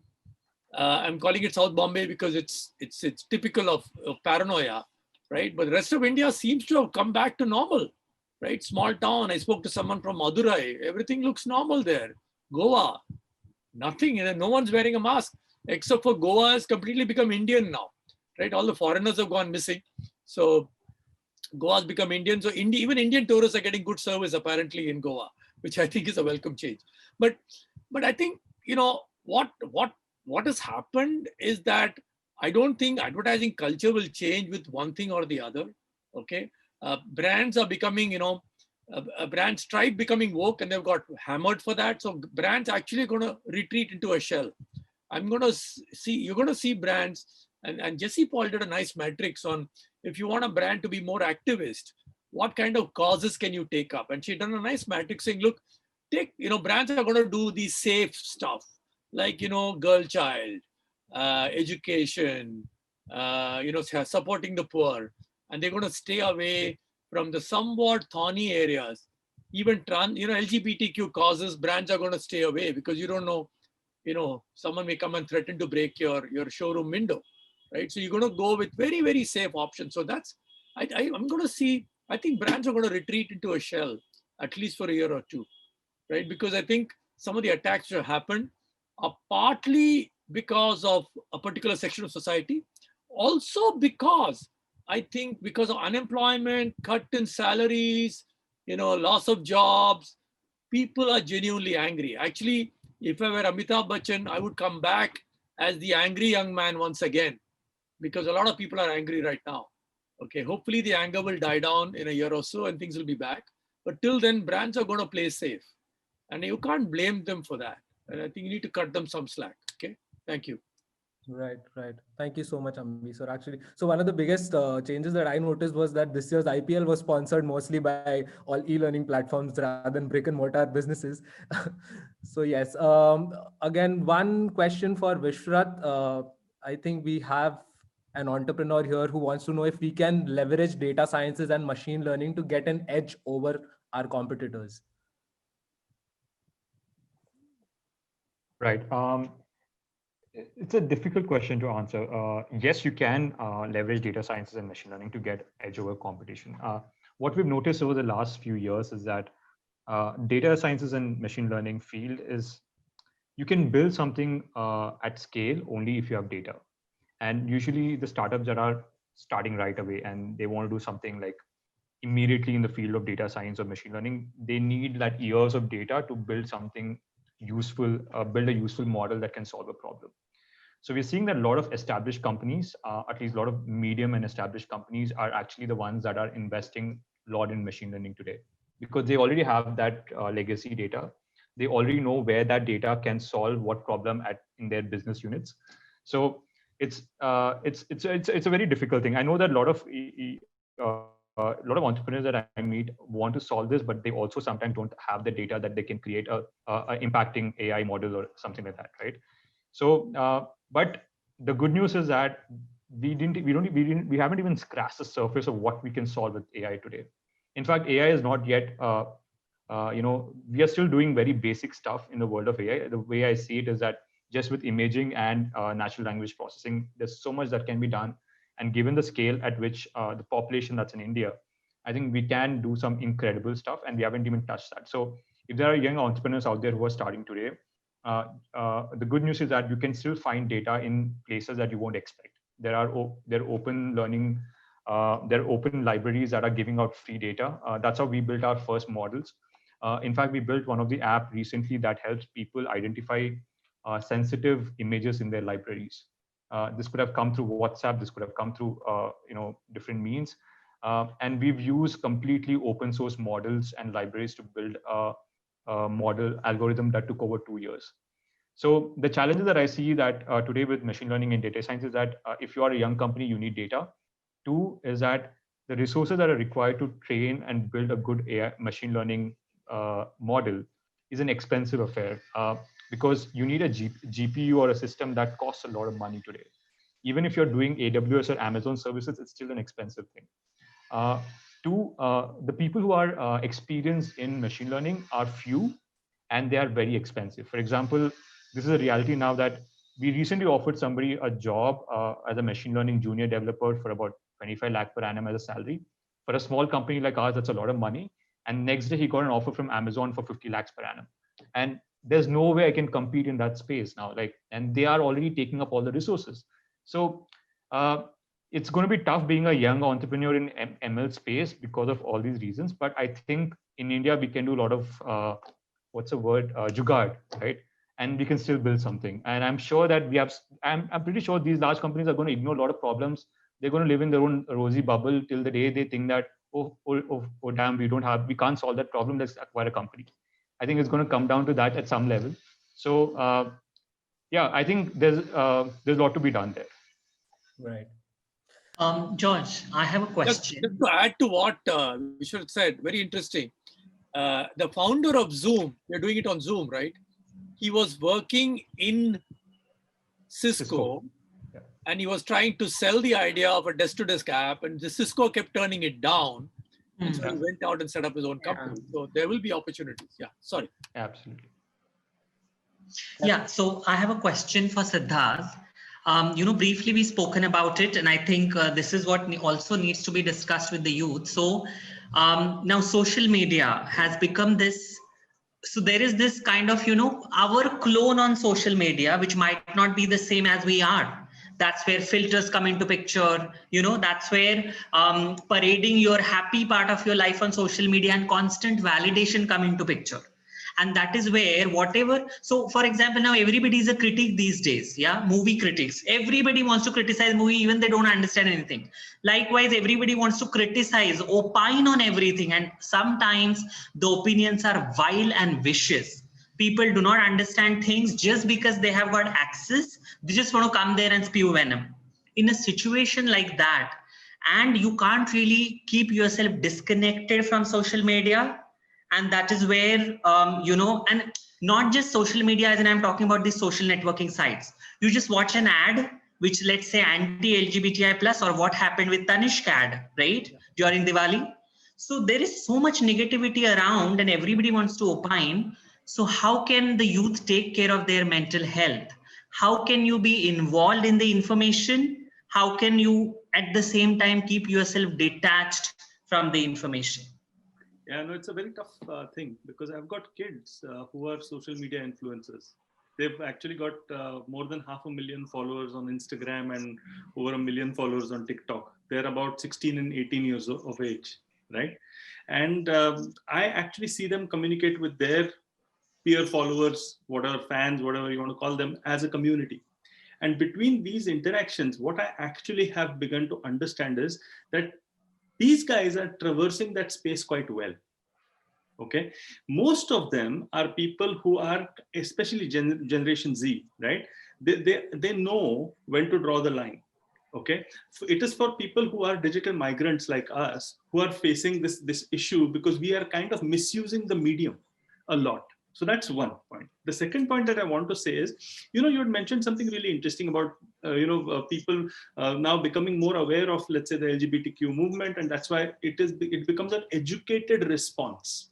Today, if I see the uneducated response, which is primal in nature, I say I accept terms and conditions and I'm part of your social media without actually thinking through it.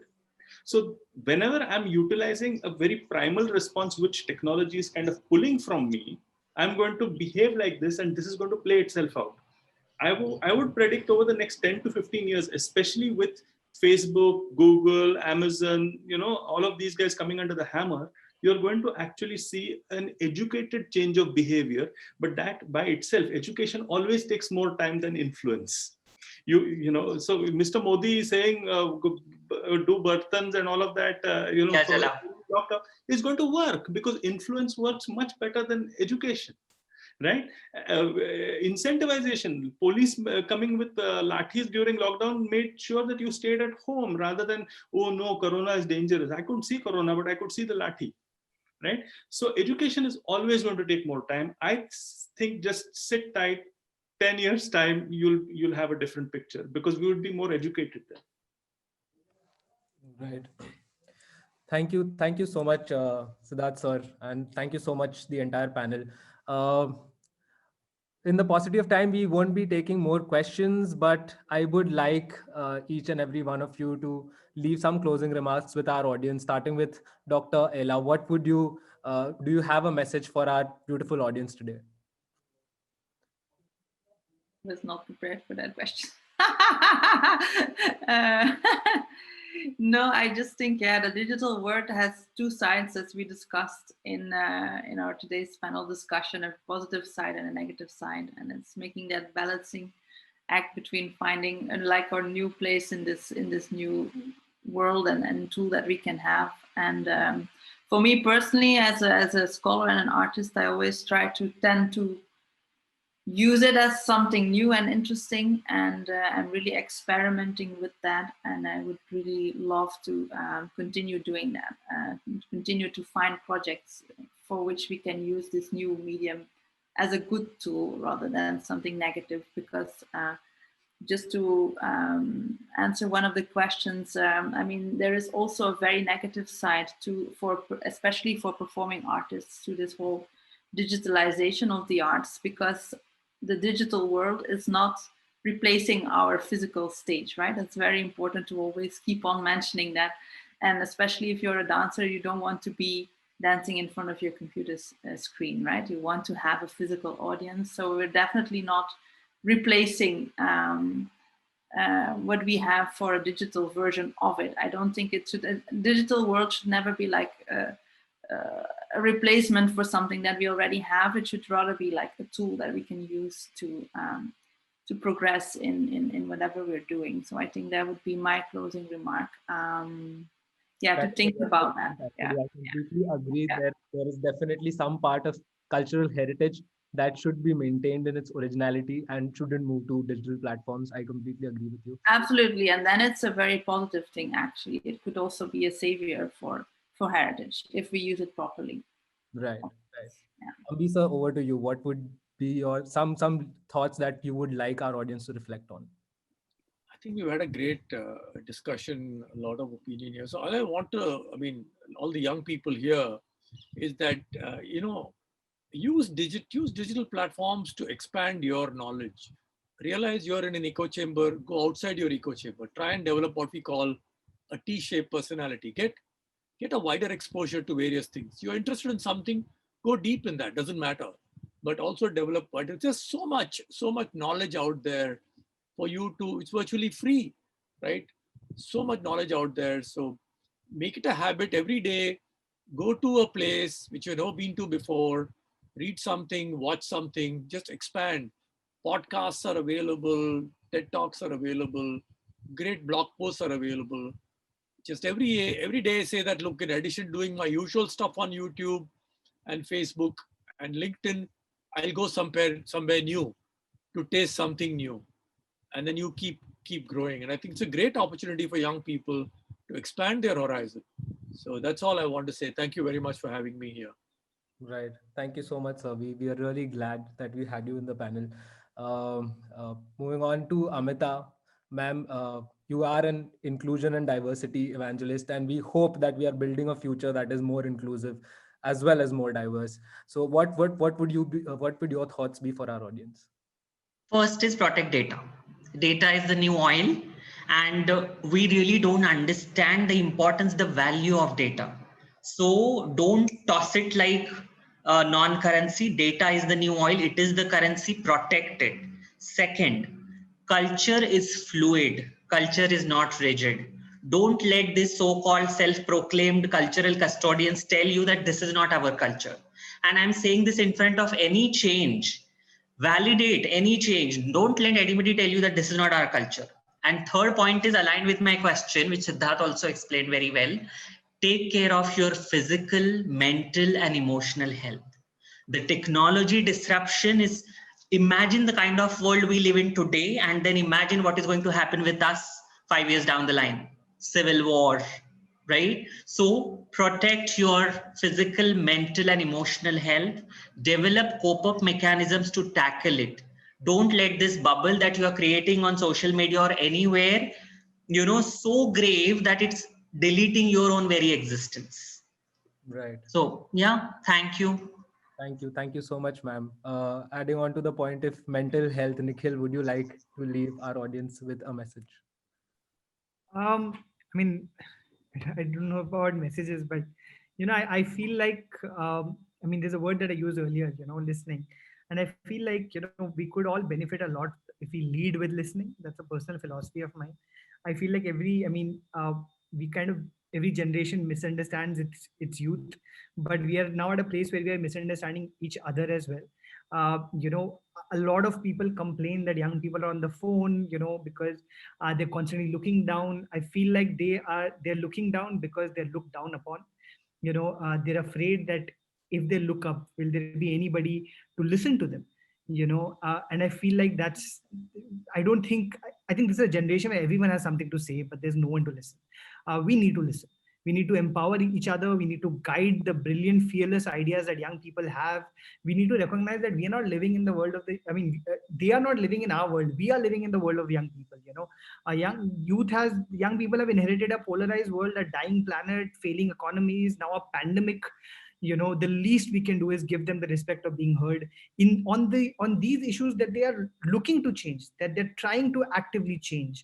If we really want to support the mental health of an entire generation and help all of us become emotionally better, I really feel like we can benefit a lot if we just listen to each other and let use our lived experience to guide each other, and be kinder and be a little bit more empathetic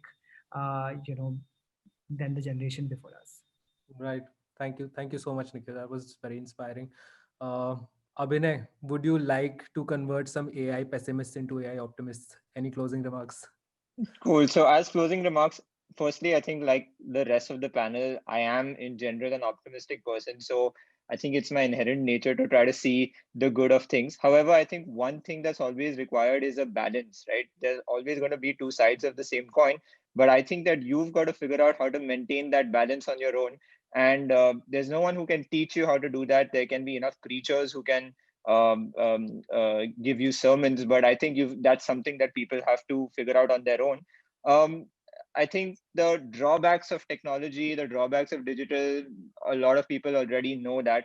But if I had to just say about maybe the one thing that's brought about some good is that, can you imagine creating collaborative workspaces of people in different continents? Can you imagine scientists working together to find a common cure for a pandemic like the one that we're in?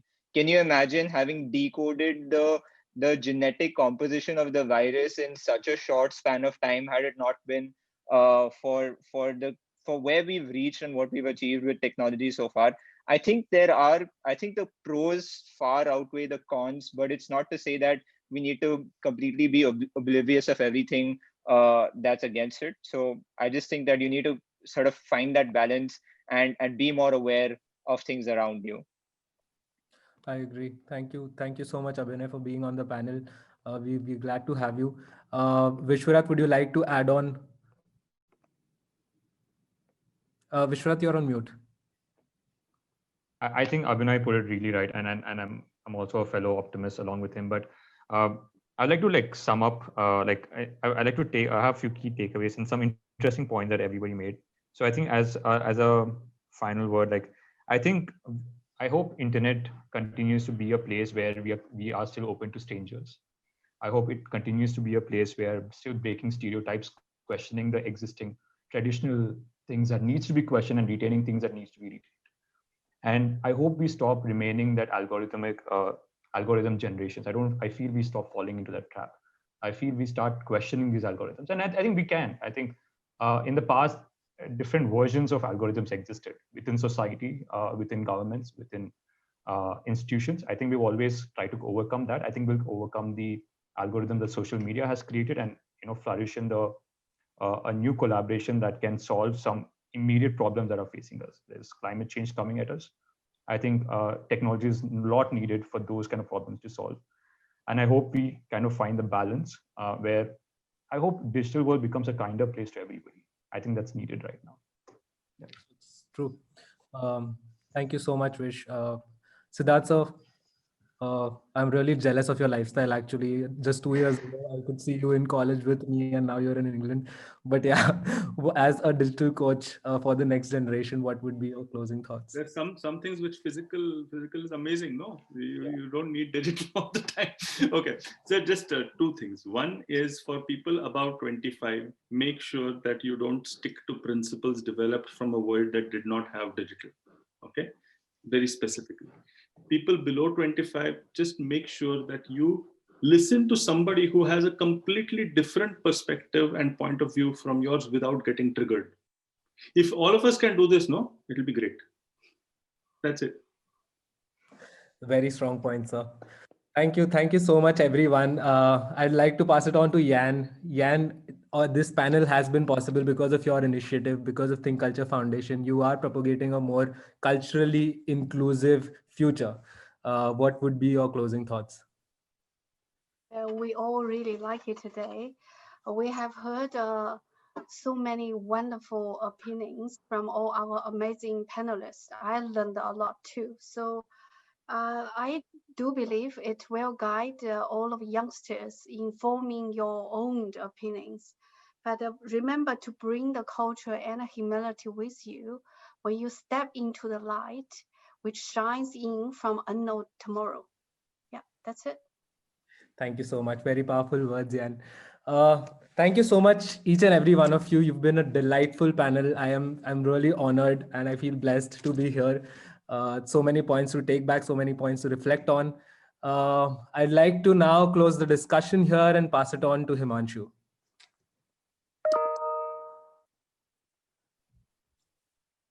Himanshu, you are on mute.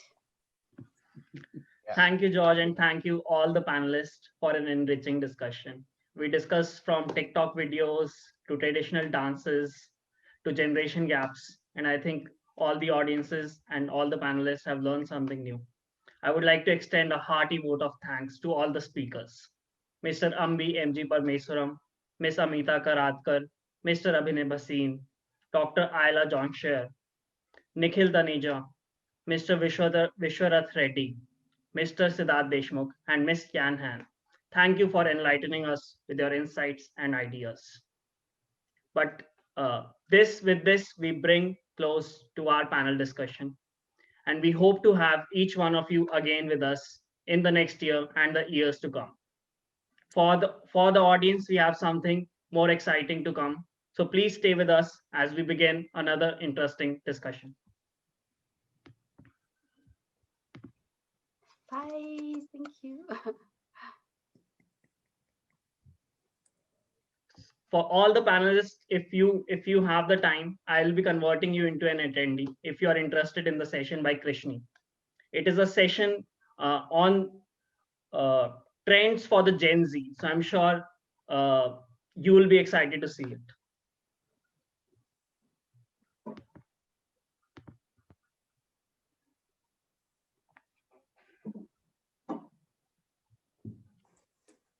Kindly join me inviting Miss Krishni Miglani to our virtual stage. Krishni leads marketing for the Prime Young Adult program at Amazon India. I'm sure you have heard of series like Mirzapur and Four More Shots. She is the driving force behind the acquisition, engagement, and retention strategy for the Gen Z and Gen Y audience of Amazon Prime.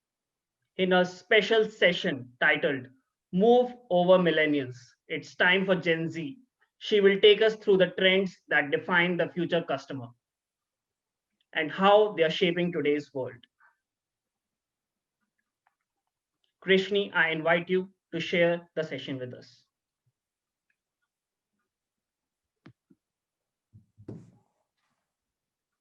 Hi, can everyone hear me?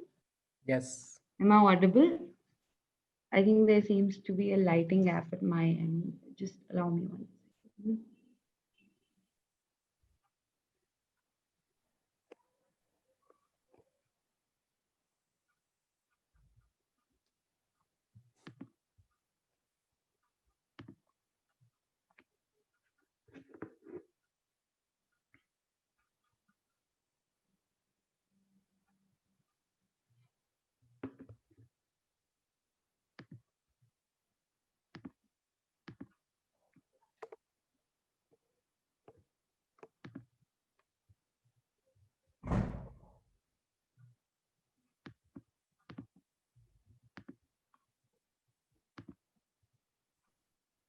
Okay, I think it's better now. So thank you so much, team, for the lovely introduction. I hope I'm audible to everyone on the other side. Not so long ago, I actually was a student like some of you all myself. I am a graduate from MICA Ahmedabad, and Siddharth was actually one of my profs at MICA when I was studying all about marketing, about different customer cohorts. So literally 3 years ago when I graduated, Gen Y or millennials were the it thing in India. And as part of my everyday job, as well as the online coaching that I've now started with some of the platforms that I'm on, one big concept that I'm trying to profess to the world is that the time for millennials is soon, I won't say to be over, but it's time to look at Gen Z, which is the generation born between mid to late 90s and then spreading toward 2010s. And believe me, I heard some of the panel discussions.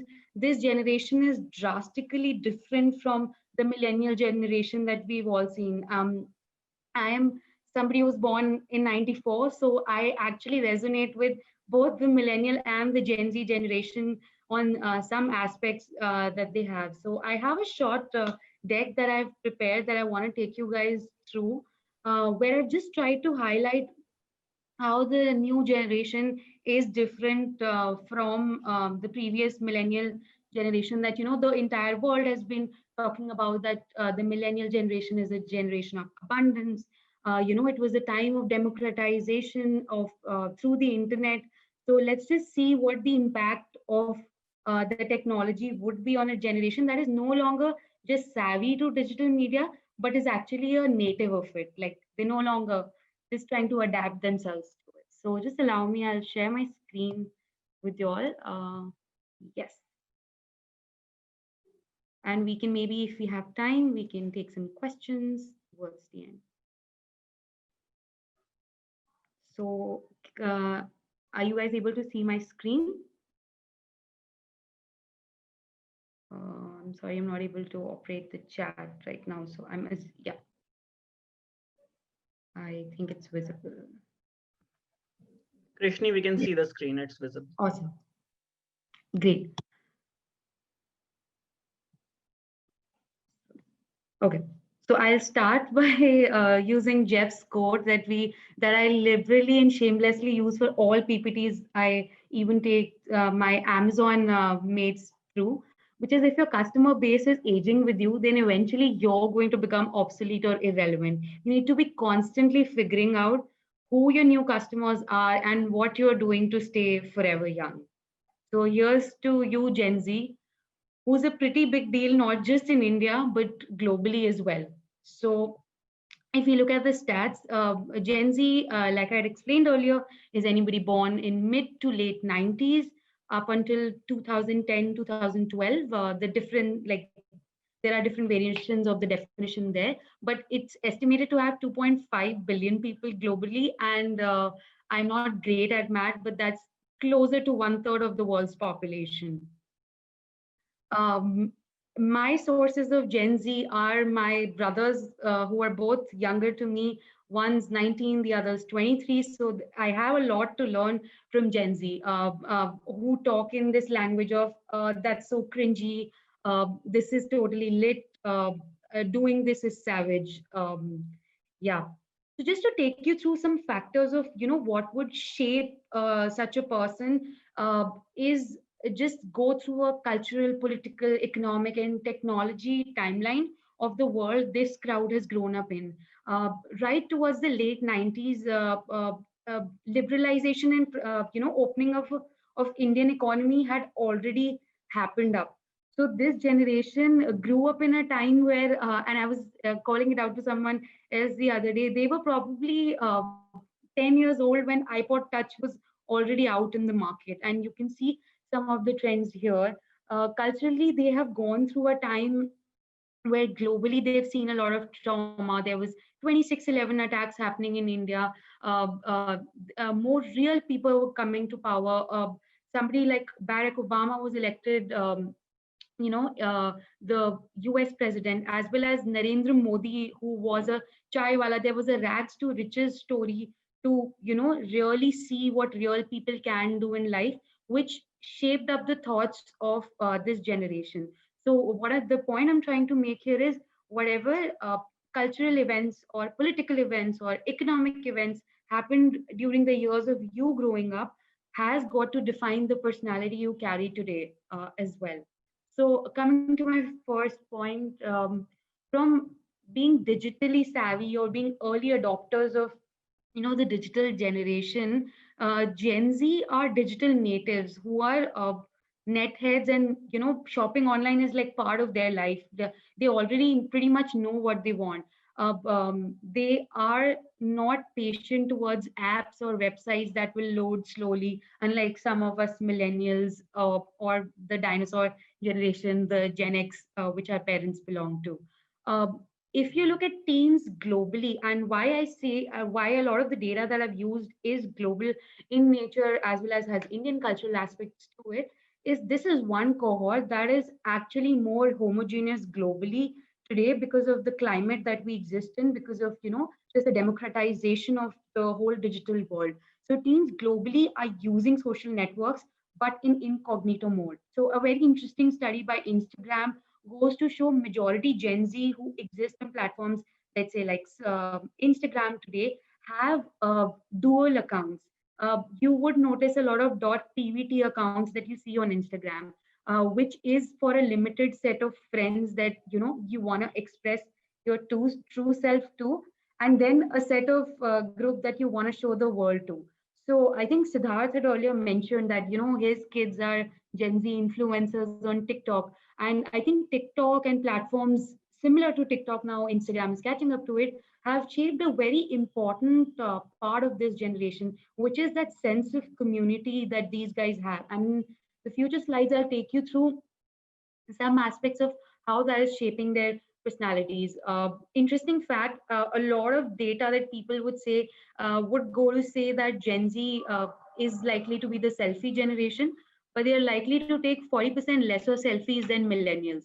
So less than 30% of Gen Zs surveyed in an IBM report are less likely or less willing to share their personal data, personal life. So trust is something brands will need to build immensely. In fact, a lot of social media listening stories that we've been doing recently go to inform us that movies. I don't know if you guys have watched the Netflix documentary Social Dilemma, but that is the voice of the Gen Z who is actually concerned with sharing data. So any brand that is looking to step into this space where this generation is being addressed, uh, addressing the trust part, by prioritizing for their privacy needs is something you guys will like really need to look at.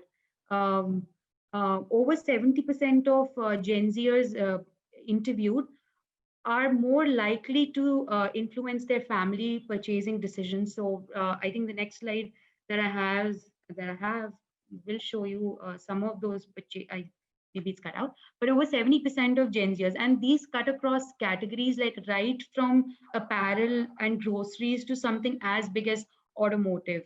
And there is a sudden shift that has happened in the generation, which has got to do with the fact that parents know for a fact of today that their kids know better about digital media, about how to Google accurately than themselves. So they rely on these people as an information source with the same. This generation and some of the data from these slides onward will be more skewed towards early 2000s and 2010 born kids. They're way more digital savvy, digital native in nature than any of the generations we've seen before. They're very used to trying products digitally. So in the previous slide, I mentioned a point around trust.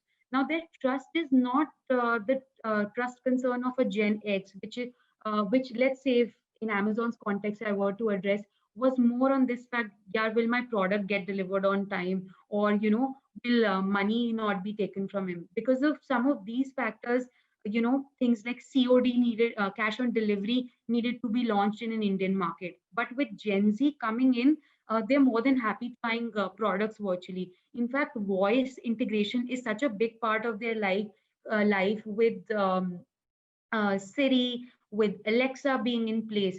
So what you will see and is already happening in the market, even banking apps like SBI, HDFC are investing into AI, virtual reality, voice integrated bots that can communicate directly with their customers. So technology seamlessly flows in to their life. Yes, I was talking about what kind of purchases are these influencing. So here are some stats from a Deloitte survey that I've picked up on how they're influencing purchases across the world with respect to household purchases overall. Now, a very interesting fact that comes up for this generation, I think somebody spoke about, there being unrest in the country, especially with some of these ads around what Tanishq represented. I think what we are missing the picture sometimes is Gen Z is probably not the generation that is causing a lot of those discussions. In fact, their discussions are very much on the contrary.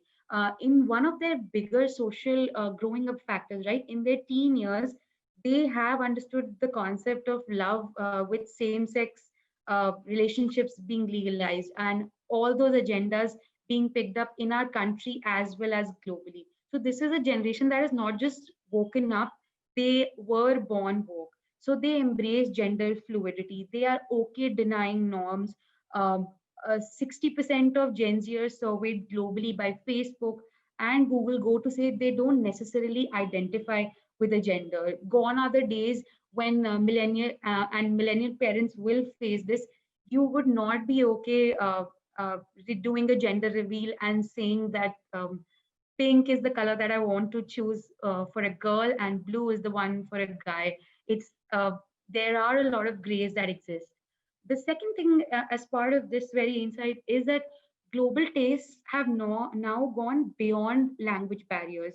The K-pop phenomena, which is so massive across the world, goes beyond countries. I know for a fact brands like OnePlus who do business with Amazon are launching BTS edition phones.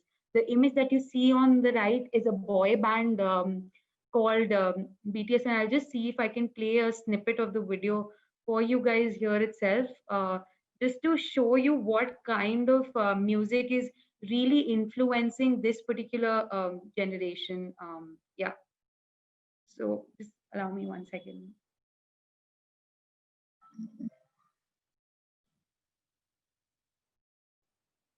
So, guys, I think I might be bad at counting the number of digits on this, but this video uh, has crossed over 1 billion views on YouTube. And stats internally from our friends at Google say that majority of the viewers are not from the Korean demographic. I'm not sure if the audio is audible to everybody, but I'll drop a link for those who are interested in maybe just uh, giving this look. Yes, sorry, moving back to the presentation. So the second part is that from being aspirational, these people are moving more towards authentic. 67% of Gen Zs think being true to their values and beliefs is what makes a person cool. So unlike the millennial generation, which woke up in a time of India getting liberalized and the opening up of the economy and global cosmetic brands coming to India, they are not rooting for those standards of beauty definition that a previous generation has seen. They have seen the mistakes of their millennial siblings, or in some cases even parents, and they now want to move away from that. So brands today who are doing like phenomenally well with Gen Z, not just in India but globally as well. um, I'm seeing some questions in the chat. I will look to just address those quickly as I go through the deck. Some very relevant questions.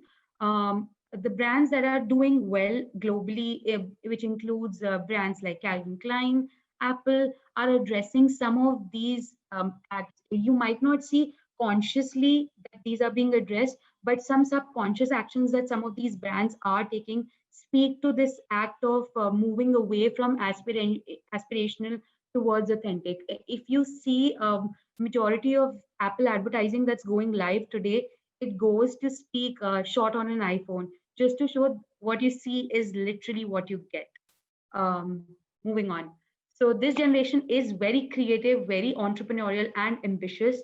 There are some customer quotes, which were some customers I had personally interviewed, which go to say that they have participated in internships, in multiple competitions, in small gig economies, right before they even stepped into college. I was very surprised to meet a 21-year-old who was smart enough to guide me on how to invest in the stock market, something as a 25-year-old I have not been able to pick up.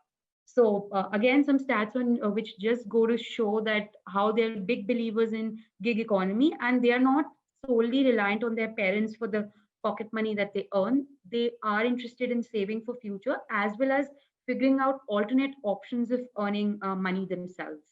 Um, One part of authentic and pragmatic that comes to play is that unlike millennial generation, which is now catching up to the influencer trend, this generation particularly believes in connecting with more people. They think creators are the new media powerhouses who can bring about a change in the world. as well as are the real and relatable people to work with. Their belief is that normal people can become creators, like stories of Carrie Minati, mostly sane, Akhil Haidar, Vishnu Kaushal are what is defining the root of this very generation.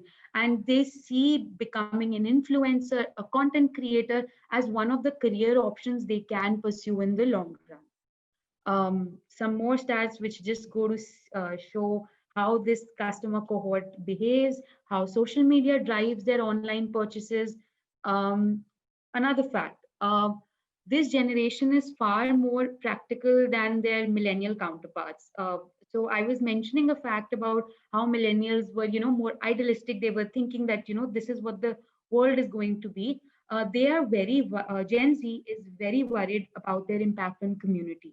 So, like if you look at some of their top ambitions, while they are heavily ambitious and want to be wealthy, they also have ambitions around making a positive impact on their community. And this is a significant difference that exists versus other cohorts that we have seen. This generation has grown up seeing global warming, problems like a pandemic. So they know what every little action that they take today will have an impact on the future. And Greta Thunberg, being one of the biggest global influencers in the sustainability space, just goes to speak this generation is not afraid to take an action and to empower each other to take action. So they are concerned about their unemployment the most, and not necessarily education. There are some facets I have with respect to education as well, but for today's deck, like this is what I wanted to cover, so I could take in some questions as well. So from waking up, this generation was born woke. From being early adopters of digital media, they are native users. And from being idealistic, they are moving towards a more pragmatic and a sustainable future. And they're no longer willing to be aspirational, but to be authentic. So yes, that's the end of my slide. I'll stop screen sharing and maybe open the floor to questions.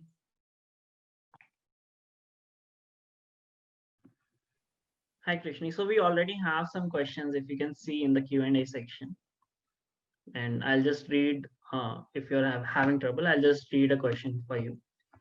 So from Trey Sarkar, she asks, is Gen Z having the capability to cope with the ongoing effect of technology or fashion or trend?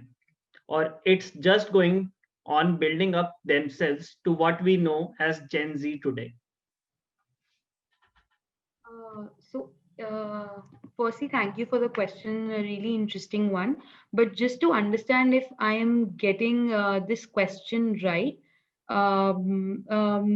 what you're trying to understand is, will they be able to cope up with technology in terms of trends or in terms of that industry in itself? Like that's what I want to just understand from you guys.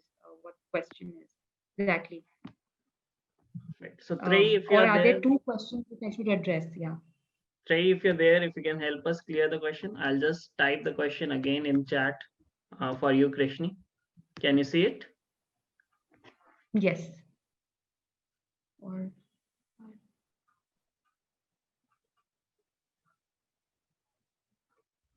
okay, so I'll be very honest. I think one thing we need to accept, trend as a word is, and there's a nuance to it, is always associated with youth. The word trendy in itself gives that appeal of, oh, is this liked by young people? So whichever era we are in, whatever is trendy or whatever is known as catching up with the trends typically flows from the young generation that defines it. So as of today, it's Gen Z, which is defining the world of today. And of course, brands are now adapting themselves to this. So definitely they are defining those trends. The second part is that some of these technology advancements, right? These guys were born into, right? The fact that voice existed when somebody was born in 2010, or Kindle devices were available across the country, or internet was so cheap in India that anybody could access it, is part of technology that is already there for them. So definitely this generation will cope up to it. But I want to leave this group with one caveat, right? We are talking of Gen Z today, and Gen Beta rather, is already in motion, right? People born right after 2012, 13 are kids who will take Alexa for granted. So we don't know what we are heading for. Definitely, AI is going to be a big part of the future of tomorrow, and some interesting trends to highlight there as well. That and there are brands and influencers globally today that are just AI powered chatbots. So I will share the link of a very interesting study that is happening in Korea and some of the South Asian markets, which go to show that you don't need an actual person also to create an influencer of tomorrow, because what this generation is used to is communicating virtually, is trying products virtually, and the next generation will only be a step ahead of it. I think someone mentioned in the panel discussion, right? People say, I want to get digital marketing right. I don't think in 2025 we'll be addressing it as digital marketing. It will be marketing. And then you can cut it across different forms of media like digital print, but it will be the core of how marketing exists, somewhat similar to how TV advertising exists. I hope I've addressed your question. Thank you so much. So we have more questions, and definitely on the part of virtual influencers. Some of these virtual influencers have 1 million followers, and they're not even a real person. So we have another question from Meena. I'll just type the question in the chat and read to you as well. Can virtual experiences completely replace tangible experiences? How do industry giants like Amazon look at this? Firstly, thank you for the question. It's a question I debate and argue with people around every day. And I think the pandemic has brought a lot more light to some of the questions. So it's a highly relevant question. I think it's a very good question that has been asked. But I'll try to take a shot at how Amazon looks at it, given it's such a mammoth in itself, and there are different ways and vision to do this. There are different marketplaces, and but I'll try to take a shot at our mental model broadly.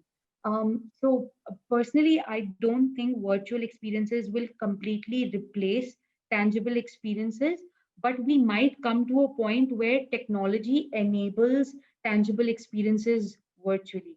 So one small example of that was trying a product virtually. How many of you guys have heard of the okay, so this is not a interactive presentation, but I'm assuming if you guys have watched Marvel movies, hologram as a concept is not something new. So there are companies today that are experimenting on concepts around holograms, which would let things around teleporting even happen. So no, virtual experiences cannot completely replace tangible experiences, but through enablement of technology, I believe very strongly there's going to be a different definition altogether of what really classifies as tangible. There could be a hybrid in between. There could be some experiences that exist, but when we're looking at a world in 2040, when most of us are extremely old, I think we could be looking at a situation where virtual doesn't completely replace it, but it's as good as a replacement, right? In some, and to give you an example of that, right? 20 years ago, no one would have thought the US would be a cashless economy, so to say. As of today, the entire US economy is like running on plastic money.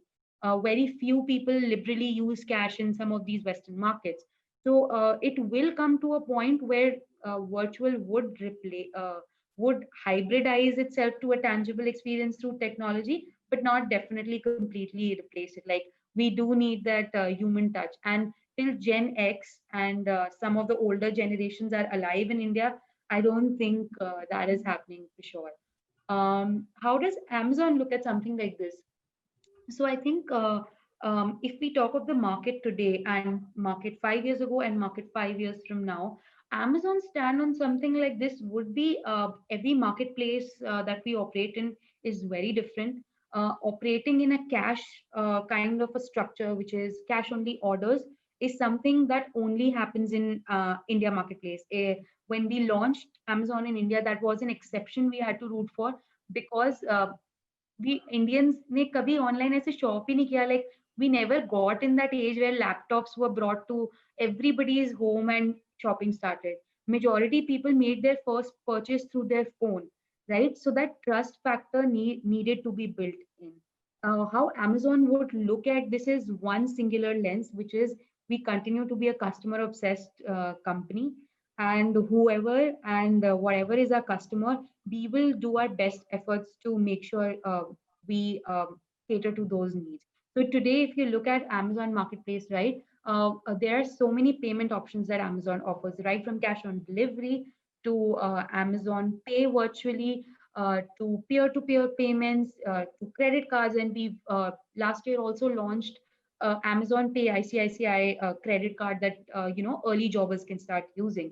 So what Amazon would look at is completely customer backwards. Like, in fact, that's a principle this company thrives on, with an objective to be the Earth's most customer-centric company.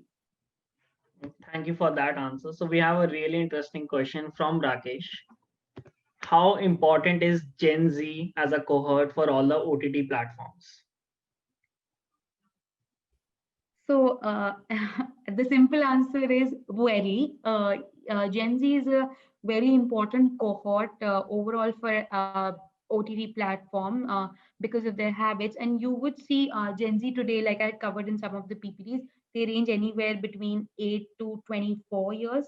So Amazon has a twofold approach to it. I'm sure companies like Google, etc., are also addressing it through YouTube student plans that exist today. So just to call this out, it is a very high priority segment, but there is a twofold approach to do this, right? Within this, there are sub cohorts of what would be a teenager. So if you go to Prime Video's interface today, right, you would see things around the kind of content that is being shown to children, and what kind of we call it kid proofing could we do when it comes to like you baby proof a house when a baby is being born. If a teenager or a preteen was, so to say, to arrive at your platform, how would you do the right kind of content gating for them? The second thing is there are a lot of ethical questions that come to play when it comes to all these streaming platforms, where even before you can make a choice, it starts streaming to the next episode. So some of those questions are what we are looking to answer for the preteen cohort through the Prime Video interface and even music. When it comes to the Gen Z cohort, there are some identified actionables. So we run a program which is called Youth Offer that provides Prime at a discounted price to Gen Z cohort, like 18 to 24-year-olds. And we do some exclusive discounts on certain select categories for these customers itself, so they can get the required benefits. So the cohort is definitely very important. But strictly from OTT platform standpoint, it does shape one, the kind of content strategy that we look at, how we market to them, and second is how we even create the product that we have, right? A teenager who is just getting hooked or addicted to internet is not the kind of customer I want to keep continuously showing those videos to. I have to gate content at some point. So yes, our product, marketing, program, and technology functions all work together to make to prioritize this cohort. I mean, it's like such a big number. How can something like Amazon miss this? Thank you for that answer. I know you're a very busy person. So if we have time, can we have one more question? Yes, I see a fellow Mican who has asked a question. How do you see OTT evolving in India in the context that you have both GOT crowd versus Mirzapur crowd versus regional content crowd? So very interesting question. I think I believe this is a golden age for content in general. I have seen in a lot of marketing PPTs this line being used: content is king, and I would like to say then OTT is the palace where these kings are surviving today, because it has given a lot of actors a workplace to showcase their work. When you mention something like Mirzapur or GOT, right? The globally, some of these concepts did exist slightly earlier, but in India, the spike that OTT has grown with has given content creators, writers, editors a platform to get more creative work for themselves, right? The way an OTT series is created is way different from how a movie would be created, or how a television, the K dramas would be created. So it's the golden age of content in that sense. And how it would be evolving is like across the multiple dimensions, right? The first question that comes to my mind is there are different types of OTT platforms that exist today. There's something like YouTube that is practically free, minus the 30-second force-fit ad that you have to see. Then there is something like Prime Video, which is kind of like a channel service in itself, uh, along the likes of Hotstar, Netflix, etc. Followed by something like MX Player, which is completely free, right? So in this space today, what I'm seeing is it's still in its democratization and proliferation stage. And how I see it evolving is some sort of aggregation will happen at some age and stage, which is, I would say, the cyclic nature of media industry. Like if we go back 20-30 years, Fox wasn't such a big studio. It started acquiring most of these channels, and maybe another, I would say, a fragmented version, so to say, to come. But having said that, for the next 3 to 4 years, I see content platforms which have a differentiated service across generations, which makes family viewing possible. We know account sharing happens, so multiple people are viewing it, is going to be king of what drives you know uh, I would say engagement with the platform, not necessarily loyalty. So today, Prime Video, we know a family, like a parent is also watching a Mirzapur, an 18-year-old kid is also watching a Mirzapur, and a 50-year-old man is also watching a Mirzapur, right? So it is cutting across generations, or even content on something like Hotstar, which is to do with sports. So this is more than OTT. It's just generally content. But there will be 3-4 key trends that define this. One, how can we cater to the needs of cohorts or groups? So it could be a family group or a friend group. Let's say you are in college. So I know, 4 of you would be sharing a Netflix account, and that's the kind of content I need to cater to. Or you're in the pandemic at home. What content can I provide on the platform that caters to your mom, to your dad, to you, to your cousin, to your friend? The second is regionalization of content is definitely like something that is happening. And specifically for Prime Video, that's where, we feel we've hit a notch with our Telugu and Tamil audiences as well. So that is definitely a priority. In fact, in our team, there is a separate team that just looks at regional content acquisition. The third would be the kind of price that exists in the market and what range would we operate in. Because within this, I see different customer tiers that would get formed, which would acquire some of this. Yeah, so And just to answer your question in a nutshell, that's it's where really we're heading. interesting. Even I think my family has moved from watching TV to watching YouTube together. So definitely that's Absolutely. a trend we are seeing. I So read a joke somewhere. Arnab Goswami's other views were there on, I don't remember this girl's name, Kavita's Kitchen on YouTube, all through the pandemic. absolutely. So thank you so much. And there are more questions. So for all those asking questions, I request you to check out our page. We have tagged Krishni's account. So do follow her, and I'm sure she'll be happy to answer your questions forward.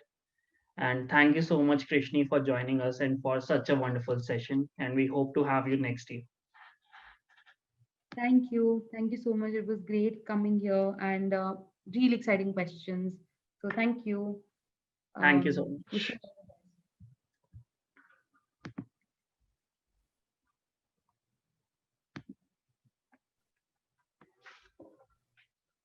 And with this, we bring an end to Think Culture Conclave 2020. But this is not the end of our journey. I'm sure you have a lot of learnings and questions from the session. Don't forget to follow Think Culture Foundation on Instagram and YouTube to catch the highlights of the show.